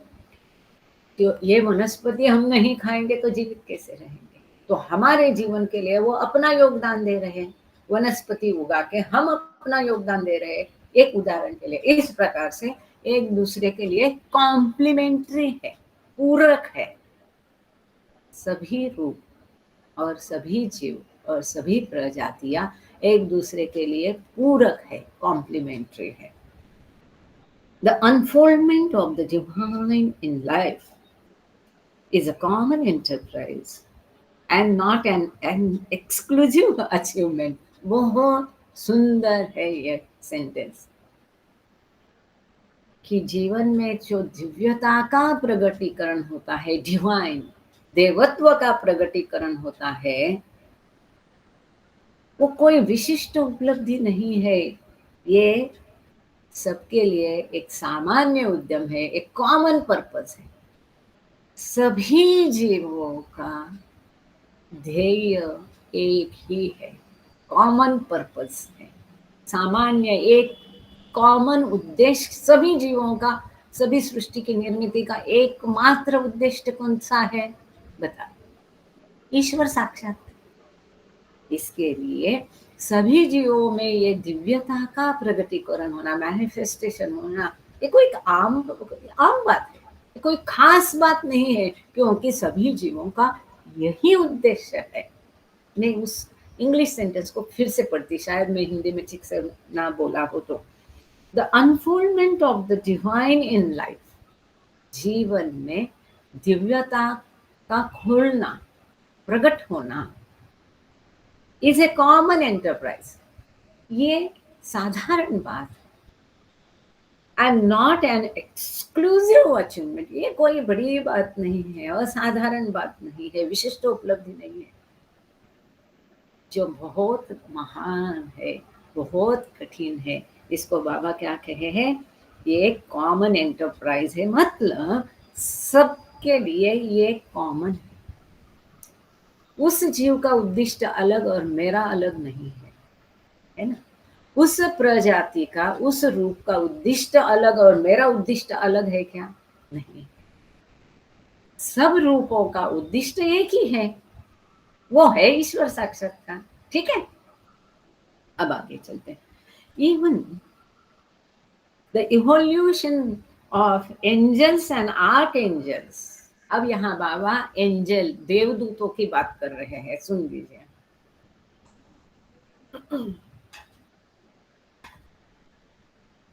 Even the evolution of angels and archangels, with all of their hierarchy, is not to be regarded as an exclusive stream of advancing life. यहाँ तक बाबा कहते हैं कि जो देवदूत है उनकी सारे अधिक्रम के साथ, एंजल, आर्क एंजल, उससे प्रगत, उससे बड़ा, ये कोई एक एक्सक्लूसिव असाधारण विशिष्ट प्रजाति नहीं है, परंतु प्रगत जीवन धारा का वो भी एक हिस्सा है। प्रगत जीवन प्रवाह, एडवांसिंग लाइफ स्ट्रीम का वो भी एक अंग है, क्योंकि आज नहीं कल उनको भी मानव देह ही धारण करना पड़ेगा, और वो धारण कर कर ही उनका उद्देश्य, जो अंतिम उद्देश्य उनका भी ईश्वर साक्षात्कार है। वो ईश्वर को देख सकते हैं लेकिन उससे मिलन नहीं कर सकते। वो ईश्वर को देख सकते हैं, जान सकते हैं, लेकिन उसका अनुभव नहीं कर सकते। वो अनुभव करने के लिए उनको भी मनुष्य शरीर में ही आना पड़ेगा। इसलिए बाबा कहते हैं they can incarnate among the human beings and become linked up with the human stream in life. This is very important कि वो एक मनुष्य करके जन्म लेकर ही इस जीवन प्रवाह में जो मनुष्य जीवन है उसके साथ अपना संपर्क प्रस्थापित उन्हें भी करना पड़ता है। They are also subject, this is very important, they whom they means angels, archangels, देवदूत, देवी और देवता सभी आ गए इसमें। देवी देवता मतलब कोई ये नहीं है कि जीवन मनुष्य का या जीवात्मा रूप पाने के पहले जिसको समझ गया, अब वो क्या होता है, ना उत्पार ना इतपार, ना उसको अनकॉन्शियस पूरी अचेतना है, ना ही उसको पूरी चेतना है, सब बीच में फंसता है, वो सभी देव देवता देवदूत होते हैं। अब they are also subject to the laws of cycles and all that happens to them is subject to the control of perfect masters। अब इनको ये जगत के नियम से वो परे नहीं है, यहाँ जो कुछ नियम है वो उनको भी लागू पड़ते हैं, जो काल चक्र साइकिल्स लिखा है, क्योंकि एक देवी देवता मतलब 3 काल चक्र तक आप देवी देवता रूप में फंसे रहते हैं। एक इंद्र पद मतलब 5 काल चक्र तक वो उसी में फंसा रहता है, तब तक उसको मनुष्य का रूप मिलता नहीं। कितनी बड़ी है। इसलिए जो जिस काल चक्र में हो गए उस काल चक्र के नियम उनको भी उतने ही लागू होते हैं, और उनके बारे में जो कुछ आगे होना है वो केवल और केवल सद्गुरु के नियंत्रण में होता है। वो परफेक्ट मास्टर तय करेगा कौन सी देवी देवता को अब मनुष्य रूप में जन्म दूं, कौन से देवता को मनुष्य रूप का जन्म दूं और इससे छुड़ाओ। ये सब निर्णय किसके ऊपर निर्भर है, उस युग में जो सद्गुरु होगा। आज भी कहीं देवदूत यहाँ होंगे, देवी देवता होंगे, वो हमेशा तत्पर होते हैं ईश्वर की इच्छा पूरी करने के, ईश्वर के बंदों की मदद करने के लिए, अवतार की इच्छा पूरी करने के लिए, सद्गुरु की इच्छा पूरी करने के लिए तत्पर रहते हैं, ताकि वो सद्गुरु उनका भी भला करे। जो कुछ अच्छा अचानक हम कहते हैं अब एक ही जीव बचा है अमेरिका की उस सॉरी लंदन की फ्लाइट जो अहमदाबाद की, एक ही जीव बचा है, सारे गए, केवल वही नहीं गए, उसके अलावा भी और भी गए, जमीन वाले भी गए, लेकिन वो जीव फ्लाइट में होकर भी बचा। ये जो अघटित होता है ये करने वाले वो देवदूत होते हैं, वो जानते हैं।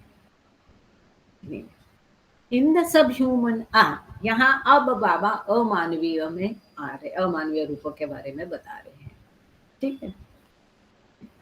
In the sub human creation reincarnation of evolved consciousness takes place through the subtle matrix from which at a later stage a fully formed subtle body develops।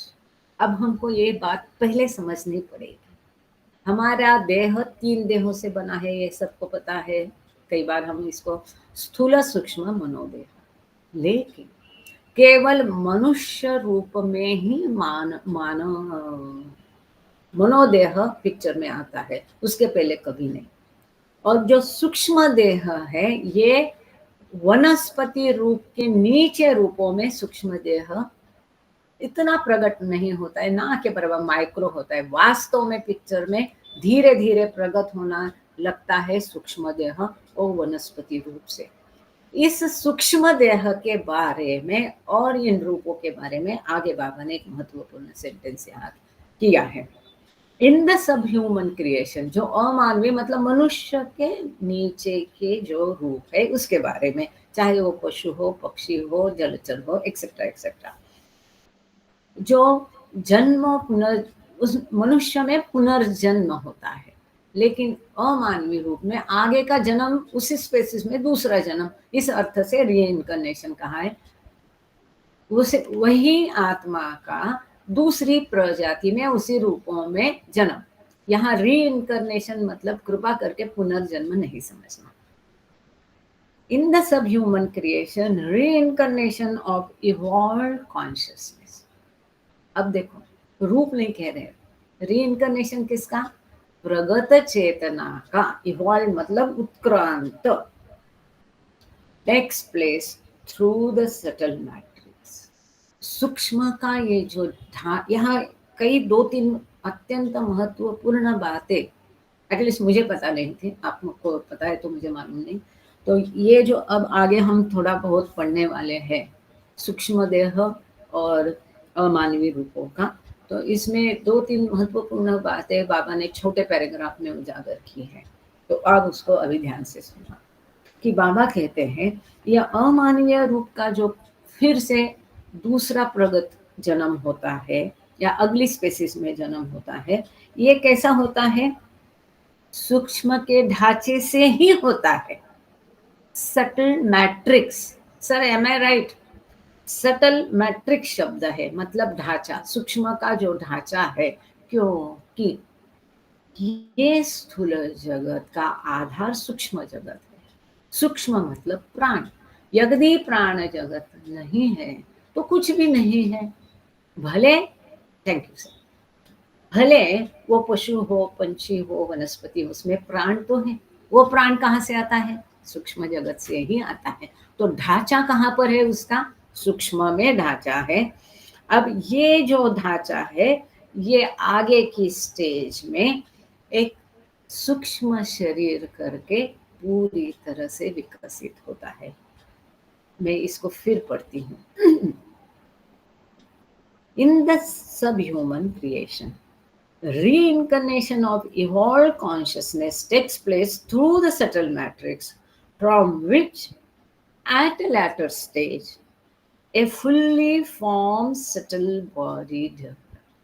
अमानवीय रूपों में भी यह आत्मा का विकास जो है सूक्ष्म के ढांचे से ही होता है, जो कि बाद में एक पूरा विकसित सूक्ष्म शरीर, सूक्ष्म देह करके विकसित होता है। आगे बाबा कहते हैं plants and animals do not have a fully developed subtle body, but the rudimentary subtle matrix gradually takes shape according to the stage of development. वनस्पति और पशु में सूक्ष्म शरीर पूरी तरह से विकसित हुआ होता नहीं है, परंतु सूक्ष्म का ये जो बुनियादी ढांचा है, प्रारंभिक या मूल ढांचा जो है, वो धीरे धीरे आकार लेता है।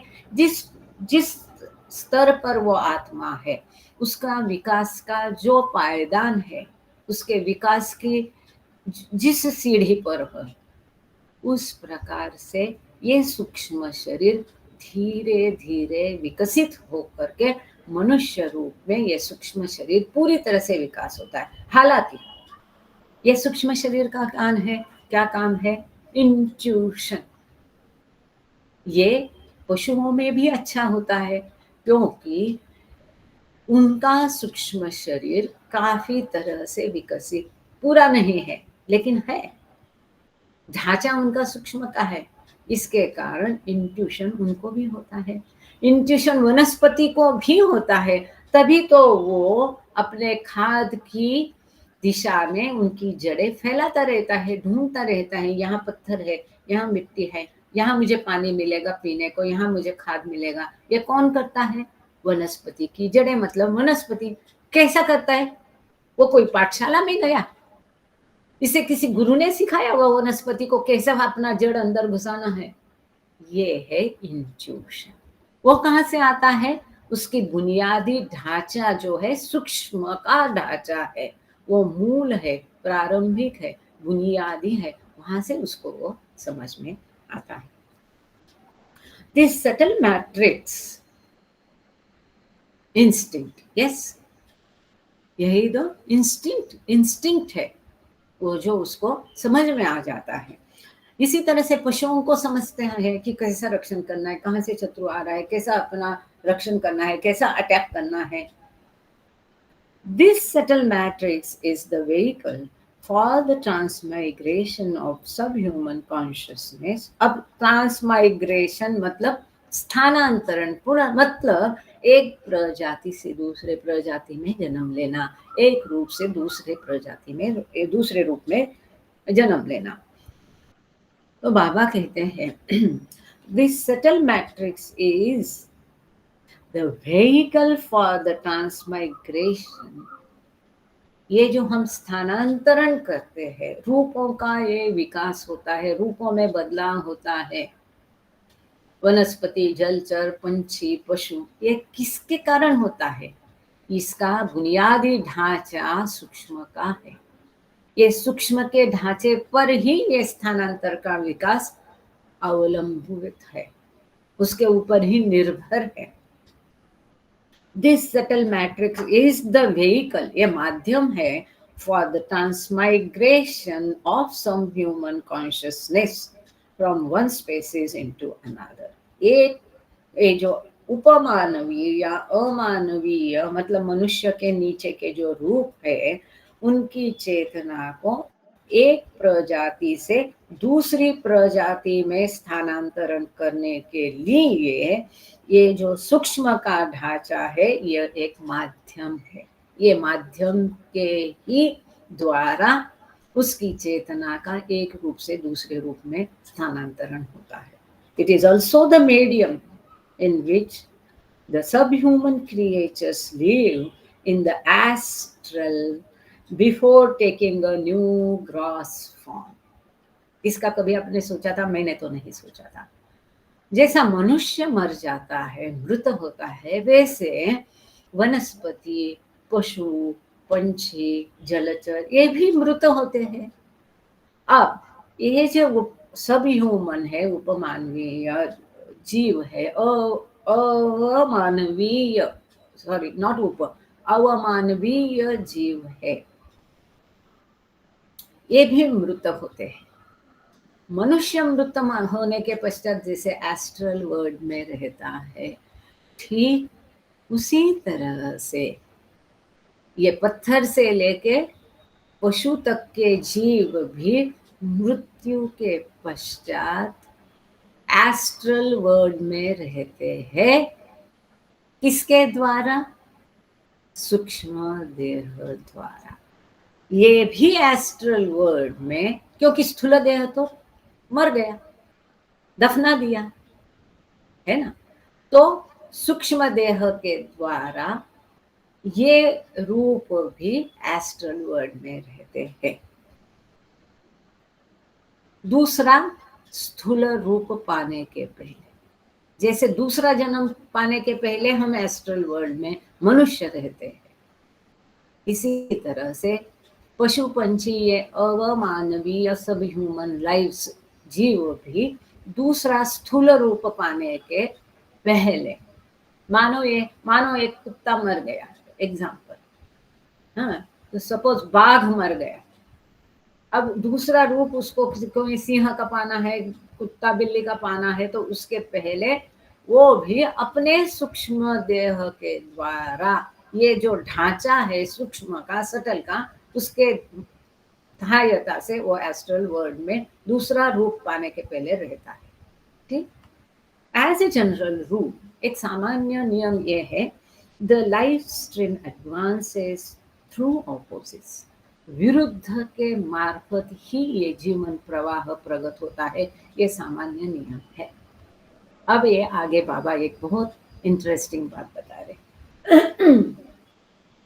For example, those men who have once appeared with mental brilliance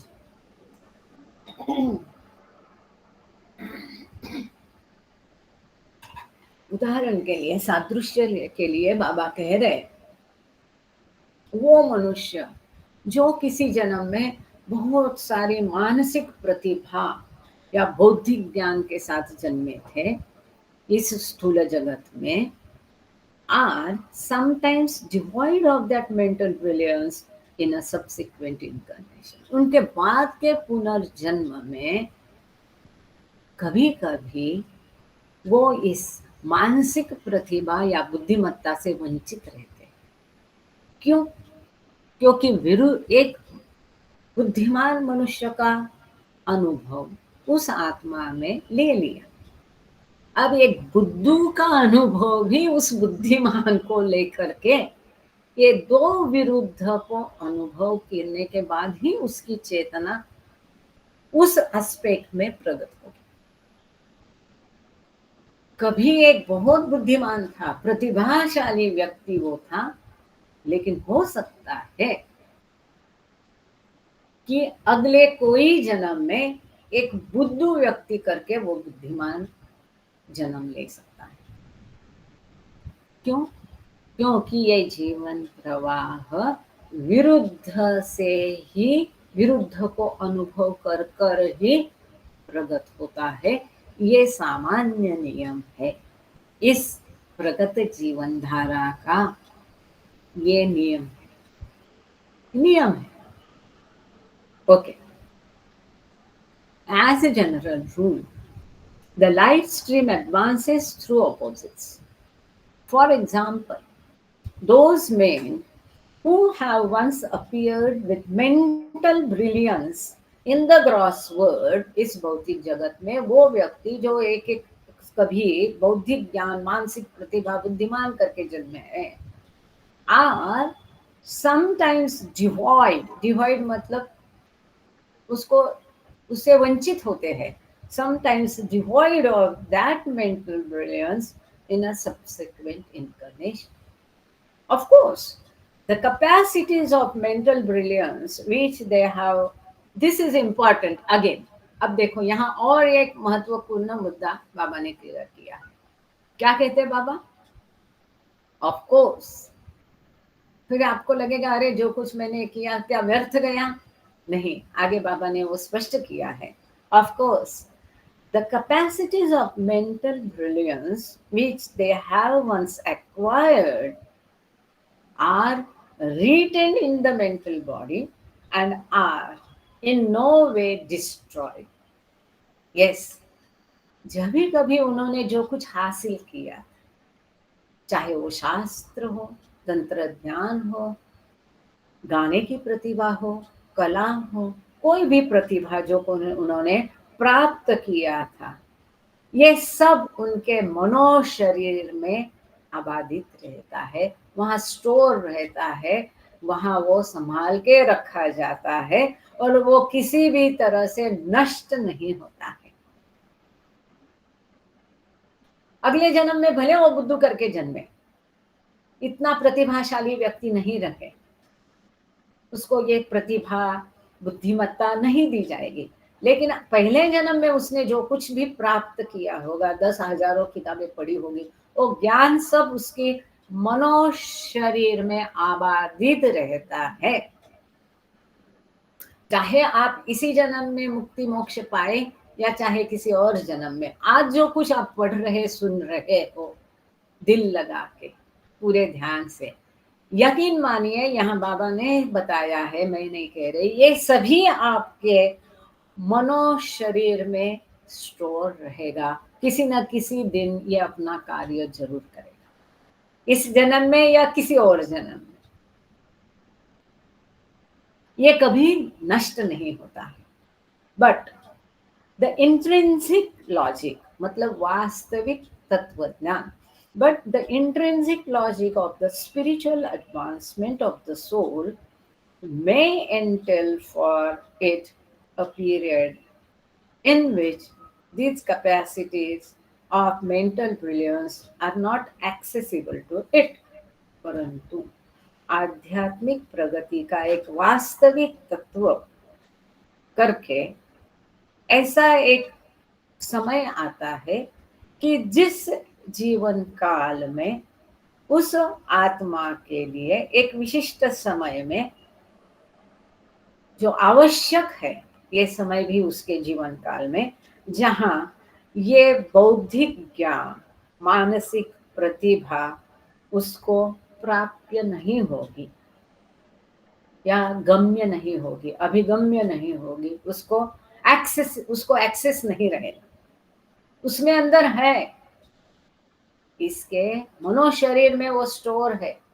लेकिन आध्यात्मिक प्रगति का एक तत्व करके उसके जीवन काल में एक ऐसा आवश्यक पीरियड आएगा जब ये जो उसकी कैपेसिटीज है, क्षमता है, इसका उपयोग वो नहीं कर पाएगा।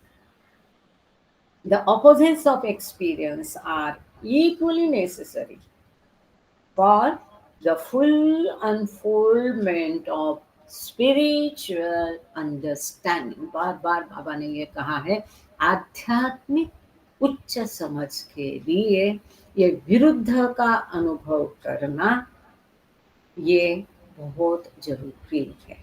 विरुद्ध का अनुभव करना ये आध्यात्मिक तरीके से उजागर होने के लिए, अनफोल्ड होने के लिए, आध्यात्मिक ज्ञान खुलने के लिए, आध्यात्मिक समझ आने के लिए ये बहुत आवश्यक है। अब दुनियादारी के एक उदाहरण से इसको समझने की कोशिश करते हैं। जैसे कि हम आम तरीके से देखते हैं, कई लोग जो है इसी जीवन काल में इतना विभिन्न आपत्तियां सुख दुख के दौर से गुजरती है कि पूछो न हो। लेकिन ये उनके भले के लिए है, कितने सारे जन्म इसके लिए वो इसी जन्म में काट देते हैं ईश्वर उनके। इसीलिए हम जो कहते हैं कि बाबा सब करते हैं भले के लिए, उसका ये अर्थ है।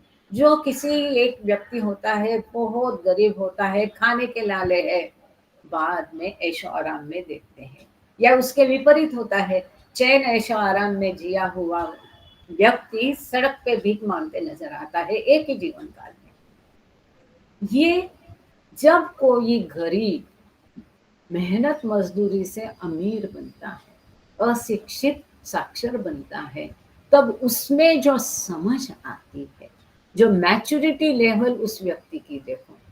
शर्त है कि इस अमीरी से, जो मेहनत से आई अमीरी है, उससे कभी बददिमाग होता नहीं आदमी। इसीलिए मैंने बोला कि दुनियादारी का एग्जाम्पल से हम समझेंगे। जो व्यक्ति अपनी कड़ी मेहनत से ऊपर उठता है, उसकी मैच्योरिटी लेवल और उसकी समझता को अगर आप देखोगे, होती है कि नहीं, उसमें एक अच्छी मैच्योरिटी होती है, अच्छा पॉइज होता है, अच्छी समझदारी होती है।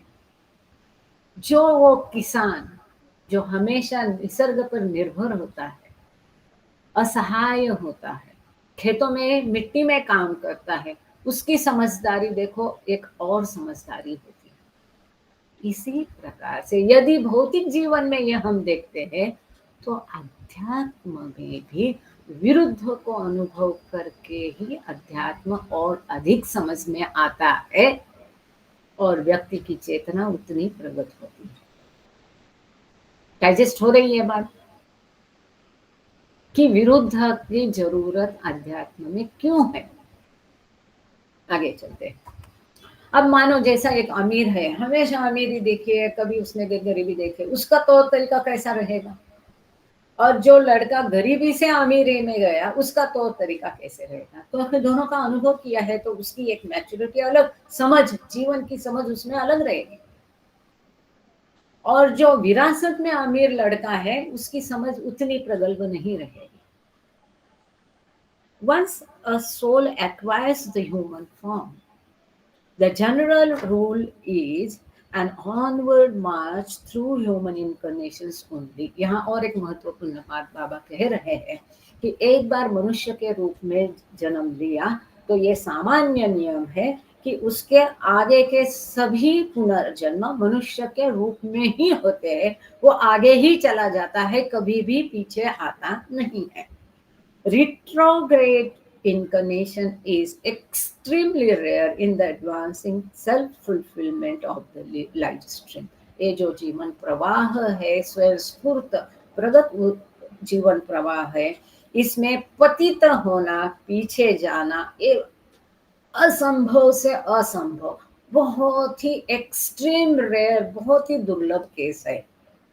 ये आम तौर पर होता नहीं है कि मनुष्य का पशु बना, पंछी बना, चिड़िया बनी, ये देहातों में ये कहीं काफी सारे गैर समझ रहते हैं, आदमी मर गया तो क्या पता ना जाने क्या क्या करते हैं, वो कौन से जन्म में गया, अब वो मनुष्य था फिर मनुष्य करके ही जन्मेगा, वो क्यों चिड़िया कुत्ता बिल्ली करके जन्मेगा, ये गलत है, गलत धारणा है लोगों में।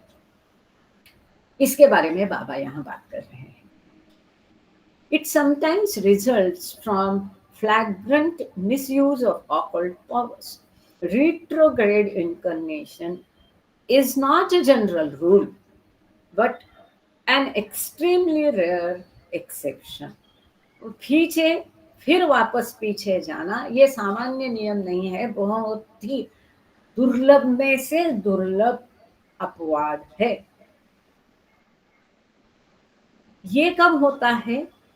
कभी कभी जो ऑकल्ट पावर्स है, ऐसी शक्तियां जिनका जो सिद्धि से वगैरह प्राप्त की जाती, ऐसी शक्तियों का निंदनीय हीनस घृणास्पद उपयोग जब किया जाता है, तब भी सद्गुरु उसको संभाल लेता है।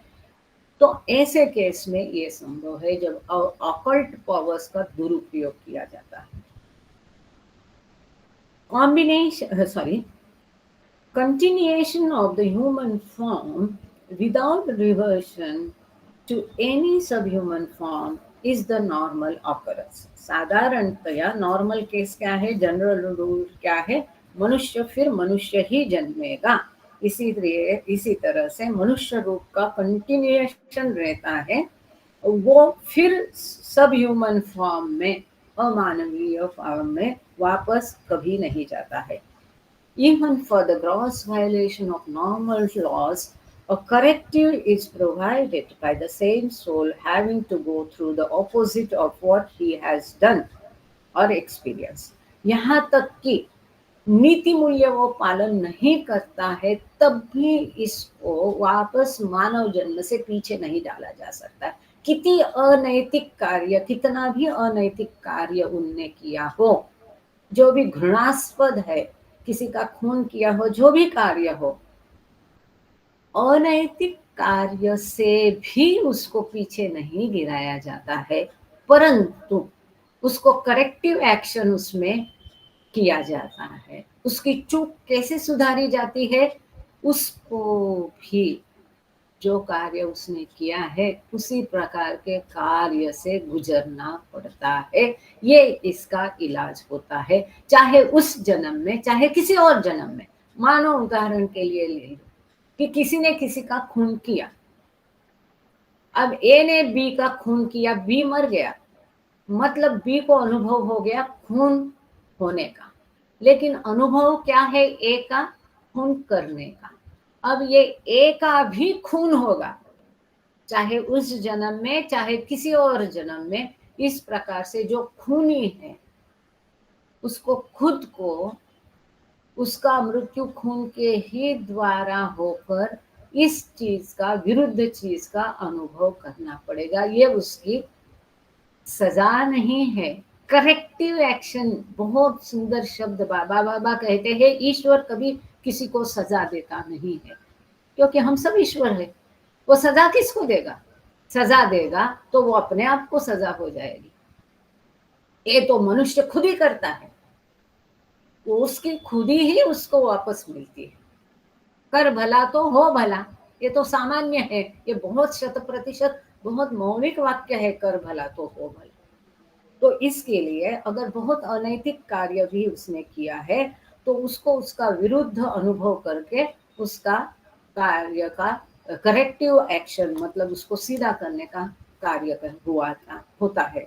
फॉर एग्जाम्पल, आगे बाबा उदाहरण दे रहे हैं, a person who murders another for lust might himself be murdered for lust, either in the same incarnation or in the next, and thus realize the nefariousness, मतलब नीच, पापी, nefariousness of his heinous crime, उसका जो घृणास्पद crime है, अपराध है, वो नीच पापी को उसका साक्षात्कार मिलता है। जो उसने दूसरे के साथ किया है वो उसके साथ ही घटित होता है। मानो किसी ने कामुक भाव के लिए, लस्ट के लिए किसी का खून किया, उसका भी खून उसी कारण से होगा। और इस प्रकार से उसका जो अतिदुष्ट कार्य है उसका उसको स्वयं को भी साक्षात्कार करना पड़ेगा।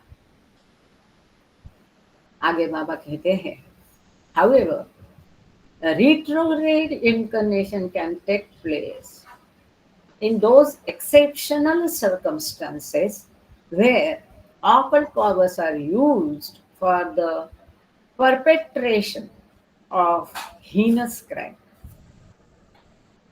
लेकिन मनुष्य जन्म से पतित होना उस असाधारण वातावरण में, सर्कमस्टेंस में होता है जहाँ की जो गुप्त शक्तियां होती है, ऑकल्ट पावर्स होता है, इनका उपयोग कोई बहुत ही घृणास्पद अपराध के लिए किया जाता है, मिसयूज किया जाता है शक्तियों का। A soul which is invested with occult powers due to his station on a higher plane is expected to have them under full control. जो भी आत्मा किसी भूमिका में होने के कारण, आध्यात्मिक प्रगत अवस्था में होने के कारण बहुत रिद्धि सिद्धियां प्राप्त करता है, उसे उन रिद्धि सिद्धियों के ऊपर, उनके उपयोग के ऊपर उसको कंट्रोल होना चाहिए, नियंत्रण होना अपेक्षित है। But if he grossly misuses them due to being a victim of his lower desires or ego projects, he invites upon himself the drastic penalty of having to revert back to the subhuman form and recommence his evolution from that point. यह अपेक्षित है कि अपनी शक्तियों का वो सही उपयोग करे, लेकिन यदि उन शक्तियों का उसने दुरुपयोग किया अपने स्वार्थ के लिए, घृणास्पद कार्य के लिए, मिसयूज किया, गैर उपयोग किया, और ये नीचतम इच्छाओं का यदि वो बलि होता है, अहम, उसका ईगो प्रोजेक्ट्स बाबा ने कहा है, अपने अहम को बढ़ावा देने के लिए उसने ऐसी शक्तियों का उपयोग किया, तो उसको बहुत भारी पेनल्टी, यहाँ पर शब्द उपयोग पहली बार किया है, उसको ये भारी पेनल्टी भुगतानी पड़ती है और उसको फिर पीछे पत्थर की योनि तक बाबा ने गॉड स्पीक्स में दिया है, क्योंकि वो सारी शक्तियां वो बिखेर देता है। हमने क्रिएशन एंड कॉजेज में इसको सीखा कि उसको बहुत कहाँ से आती है शक्तियां, ये रिद्धि सिद्धि शक्तियां, पर वो उसका वो घृणास्पद कार्य क्यों कर सकता है, वो शक्तियों के कारण, मतलब वो शक्तियां खर्च कर देता है। अब खर्च करने के बाद उसके पास इतनी नाममात्र शक्तियां काफी बाकी रहती है कि जो पत्थर में रहती है, इतनी शक्तियां उसके पास रहती है, इतनी ही चेतना उसकी बात रहती है, जो अपार चैतन्य उसको प्रभावी चैतन्य मिला था वो खर्च कर देता है और फिर वो पतित होता है, पीछे चला जाता है, सब ह्यूमन फॉर्म में चला जाता है। This sort of thing can happen on the fourth plane unless there is a timely intervention by higher being. इस प्रकार की घटनाएं केवल चौथी भूमिकाएं भाका में होती है, क्योंकि चौथी भूमिका मतलब अपार शक्ति का सागर। चौथी भूमिका में सबसे अधिक शक्तियां होती है, अमर्याद शक्तियां चौथी भूमिका में होती है। हमने ये भी देखा क्रिएशन एंड कॉजेज में कि चौथी भूमिका में इतनी जबरदस्त शक्तियां होती है कि जब कभी पूरी सृष्टि के आध्यात्मिक हित के लिए किसी सद्गुरु या अवतार को कोई बड़ा चमत्कार करना पड़ता है, तब वो अवतार या सद्गुरु भी अपने आप को चौथी भूमिका में स्थित करके फिर वो चमत्कार करता है। इतनी शक्तियां चौथी भूमिका में, इसलिए ये धोखा है चौथी भूमिका में। फिर भी वहां पर भी चेक पोस्ट है, भरे उसका गुरु अगर कोई होगा तो वो गुरु उसको ऐसा करने से रोकता है, प्रतिबंधित करता है, वो शरीर में हो या नहीं हो। या उस समय जो कोई सद्गुरु उपस्थित है इस विश्व में, 5 सद्गुरु हमेशा है, गॉड रियलाइज आप में है, वो इसलिए यहाँ पर शब्द है हायर बीइंग्स, वो उसको इस प्रकार से कृत्य करने से रोकते हैं। इसीलिए इसको एक्सट्रीमली रेयर कहा है कि अगर कोई उसे नहीं रोके, जो कभी होता नहीं है, इसीलिए मनुष्य से नीचे पतन होना बहुत बहुत बहुत विरला से भी विरला है, दुर्लभ से भी दुर्लभ है। अधिकतर ऐसा होता नहीं, किसी ना किसी से, जैसे कि हमने देखा है द बॉयज में कि एस्पंदायर को जब शक्तियां प्राप्त हुई, उसने अपने के लिए उसका उपयोग करने की कोशिश की तो वो शक्तियां काम नहीं करी, और फिर वो कहता है कि बाबा ने मुझे बचा लिया अपने लिए उन शक्तियों का उपयोग करने के लिए, फिर उन्होंने उस शक्तियों से और अधिक प्रेम उत्पन्न किया, और ऐसा प्रेम कि जहां पर वो स्वयं नहीं रहे और बाबा आए, और उसी जन्म में उनका बेड़ा पार हुआ। आगे, the forward March of the advancing life stream brings with it an increasing ascent towards the peak of realized truth and an increasingly greater unfoldment of inner divinity। ये जीवन प्रवाह जो है, जो सतत प्रगत है, वो अपने साथ में क्या लाता है? ये जो आंतरिक दैवता है उसको उजागर करता है।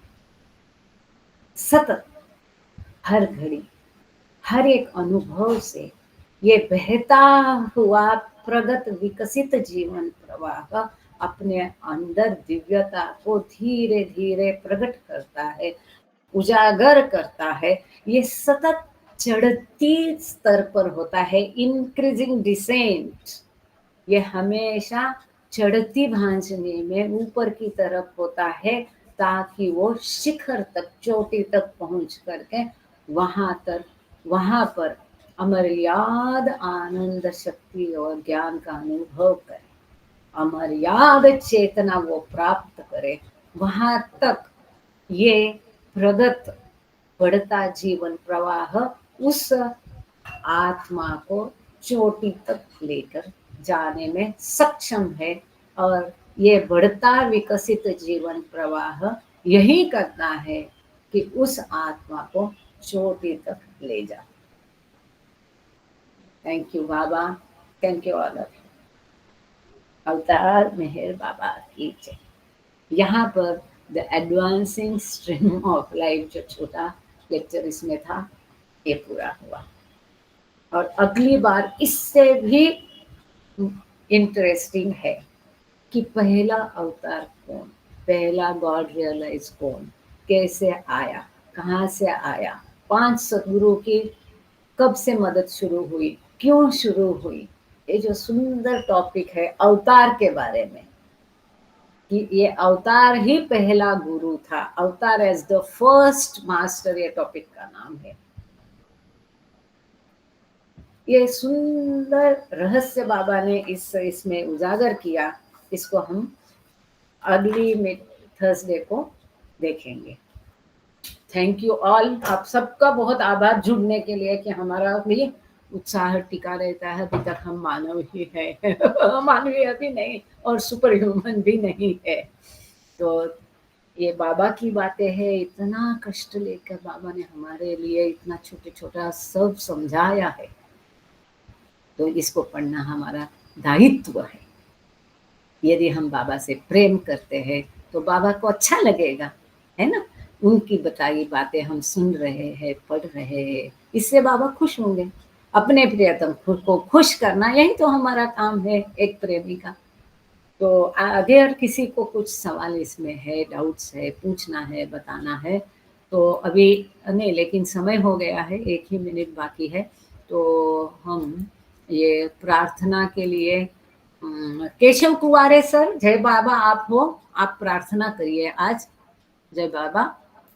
केशव कुवारे सर को मैं आमंत्रित करती हूँ प्रेयर करने के लिए, और वो हिंदी में भी करते हैं, और जिस किसी प्रकार से उनको करना है वो करे। उसके पश्चात अहिंसा आरती बोलेगी, और मैंने ये खोल दिया है।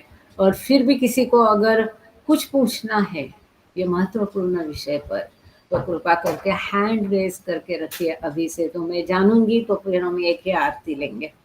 और हैंड रेज नहीं है तो हम, और किसी को आरती का मौका चाहिए तो वो भी हैंड रेज करे कि मुझे आरती का मौका चाहिए। अवतार मेहर बाबा की जय। जय बाबा।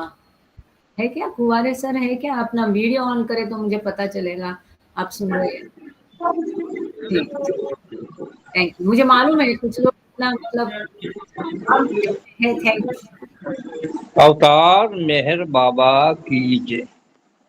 हे परवरदिगार, सबके राखनहार और सबकी रक्षा करने वाले, तुम्हारा कोई आदि नहीं है और तुम्हारा कोई